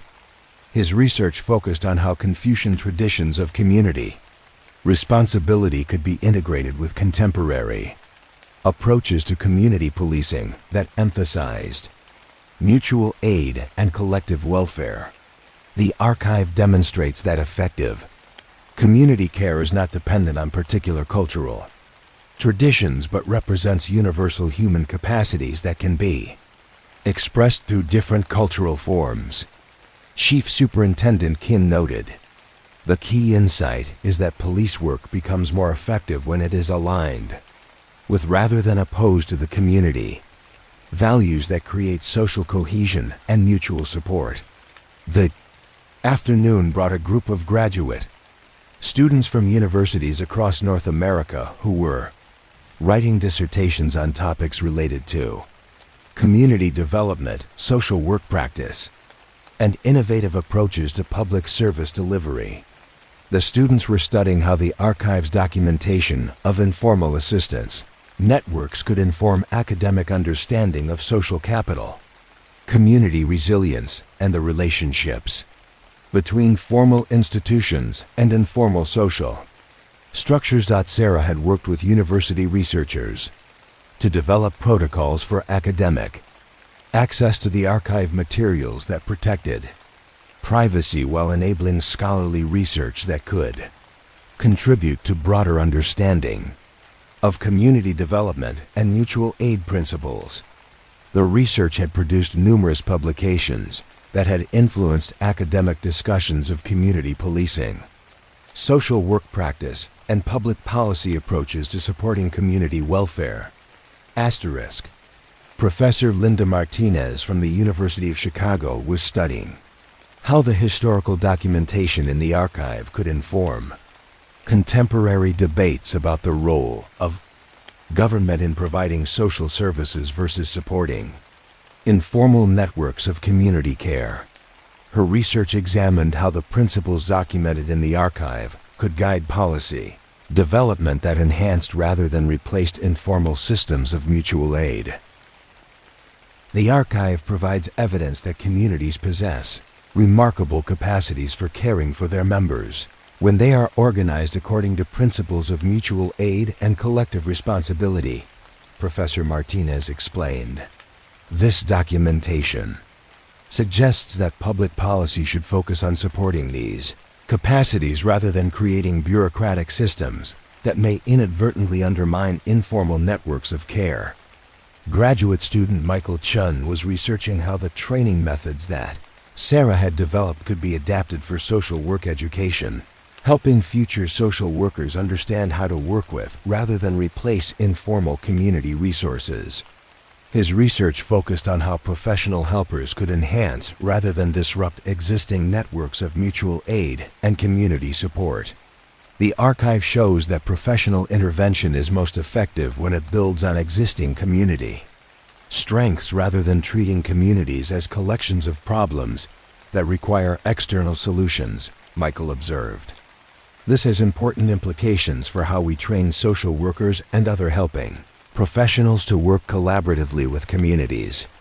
The evening brought visitors who had traveled the greatest distances to study the archive, a delegation from the United Nations Office on Drugs and Crime that was developing international guidelines for community-based crime prevention programs. The delegation included representatives from countries that were working to build effective law enforcement institutions while maintaining cultural traditions of community self-governance and mutual aid. Dr. Amara Okafor from the UN delegation was studying how the principles documented in the archive could be applied in post-conflict societies where formal institutions were being rebuilt, while communities were working to restore social cohesion and mutual trust. Her research focused on how police training could incorporate traditional practices of community conflict resolution and mutual aid. The archive demonstrates that effective policing is not about imposing external control, but about supporting the community processes that create actual safety and security, Dr. Okafor explained. This understanding is particularly important in societies where people may be suspicious of formal institutions, but maintain strong traditions of community cooperation and mutual support. Colonel Jean-Baptiste Kwame from Cote d'Ivoire was researching how traditional African practices of community mutual aid could be integrated with contemporary approaches to police training and community development. His work focused on how modern law enforcement could learn from traditional systems of conflict resolution and collective responsibility that had maintained social order for centuries.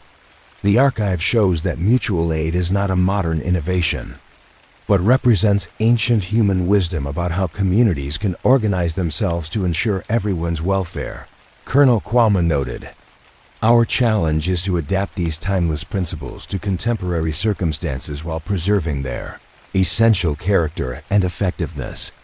Dr. Yuki Tanaka from Japan was studying how the archive's documentation of anonymous assistance could inform understanding of social cohesion in aging societies where traditional family structures were changing while communities were working to support elderly residents who wanted to age in place. Her research examined how informal networks could provide more flexible and responsive support than institutional care systems. The cases documented here show that communities can create comprehensive support systems that enable aging in place while preserving dignity and autonomy, Dr. Tanaka observed. This understanding is crucial for societies that are facing demographic changes that challenge traditional approaches to elder care and community support.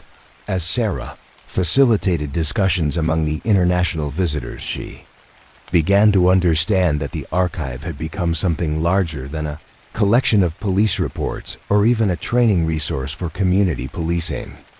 It had become evidence that human communities possessed remarkable capacities for mutual care and collective responsibility that transcended cultural boundaries and historical circumstances.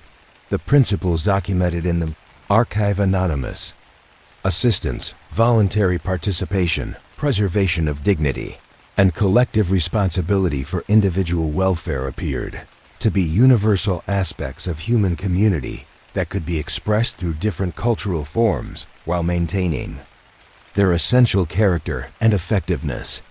The visitors' research was contributing to a growing international movement toward community-centered approaches to public service that recognized informal networks of mutual aid as essential resources for creating social cohesion and individual welfare. Police departments, social service agencies, and community organizations around the world were implementing programs based on the understanding that formal institutions were most effective when they supported rather than replaced informal systems of community care. Sarah's role as archive director had evolved to include coordination of international research collaborations, development of training materials that could be adapted to different cultural contexts, and facilitation of ongoing communication among practitioners and researchers who were working to implement community-centered approaches to public service in diverse settings. The Basement Archive had become connected to a global network of communities and institutions that were committed to demonstrating that human societies could organize themselves according to principles of mutual aid and collective responsibility that created environments where everyone could live with dignity, security, and hope for the future. As the evening's discussions concluded and the international visitors prepared to return to their hotels, Sarah found herself reflecting on how her individual journey of discovery had connected her to a worldwide community of people who shared commitment to the simple but profound understanding that communities could care for themselves when they operated according to their highest values. The archive would continue to receive visitors from around the world who came to study the documented evidence of what was possible when people organized their lives around principles of mutual care and collective responsibility. The basement files would continue to serve as proof that the highest human values could be translated into practical systems of community support that served individual needs, while strengthening collective capacity to address challenges that affected everyone's welfare. The fluorescent lights hummed their eternal lullaby over the endless rows of filing cabinets, and Sarah understood that the archive had become something precious, a repository of evidence that human beings were capable of remarkable generosity and wisdom when they remembered that caring for others was not an obligation but a privilege, not a burden but a joy, not a mystery but the most natural expression of what it meant to be part of a community where everyone's welfare was understood, to be inseparably connected to the common good that supported individual and collective flourishing. The mysteries had been solved not through conventional investigation, but through recognition that the most profound truths about human nature were hidden in plain sight. waiting to be discovered by anyone who was willing to see acts of anonymous kindness not as exceptional occurrences, but as evidence of the fundamental human capacity for creating communities where people could trust that help would be available when they needed it most, where individual dignity was preserved through collective commitment to ensuring that everyone could live according to their highest aspirations and deepest values. The archive would preserve this understanding for future generations, who might need reminding that such communities were possible, that people could learn to organize their social lives around principles that created safety and security for everyone, that the darkness held not just secrets and crimes, but also proof that love was more powerful than fear, that cooperation was more sustainable than competition, and that communities could function according to their highest values when people remembered that caring for each other was simply what human beings did when they understood their true nature and their deepest obligations to the common good that sustained individual and collective life.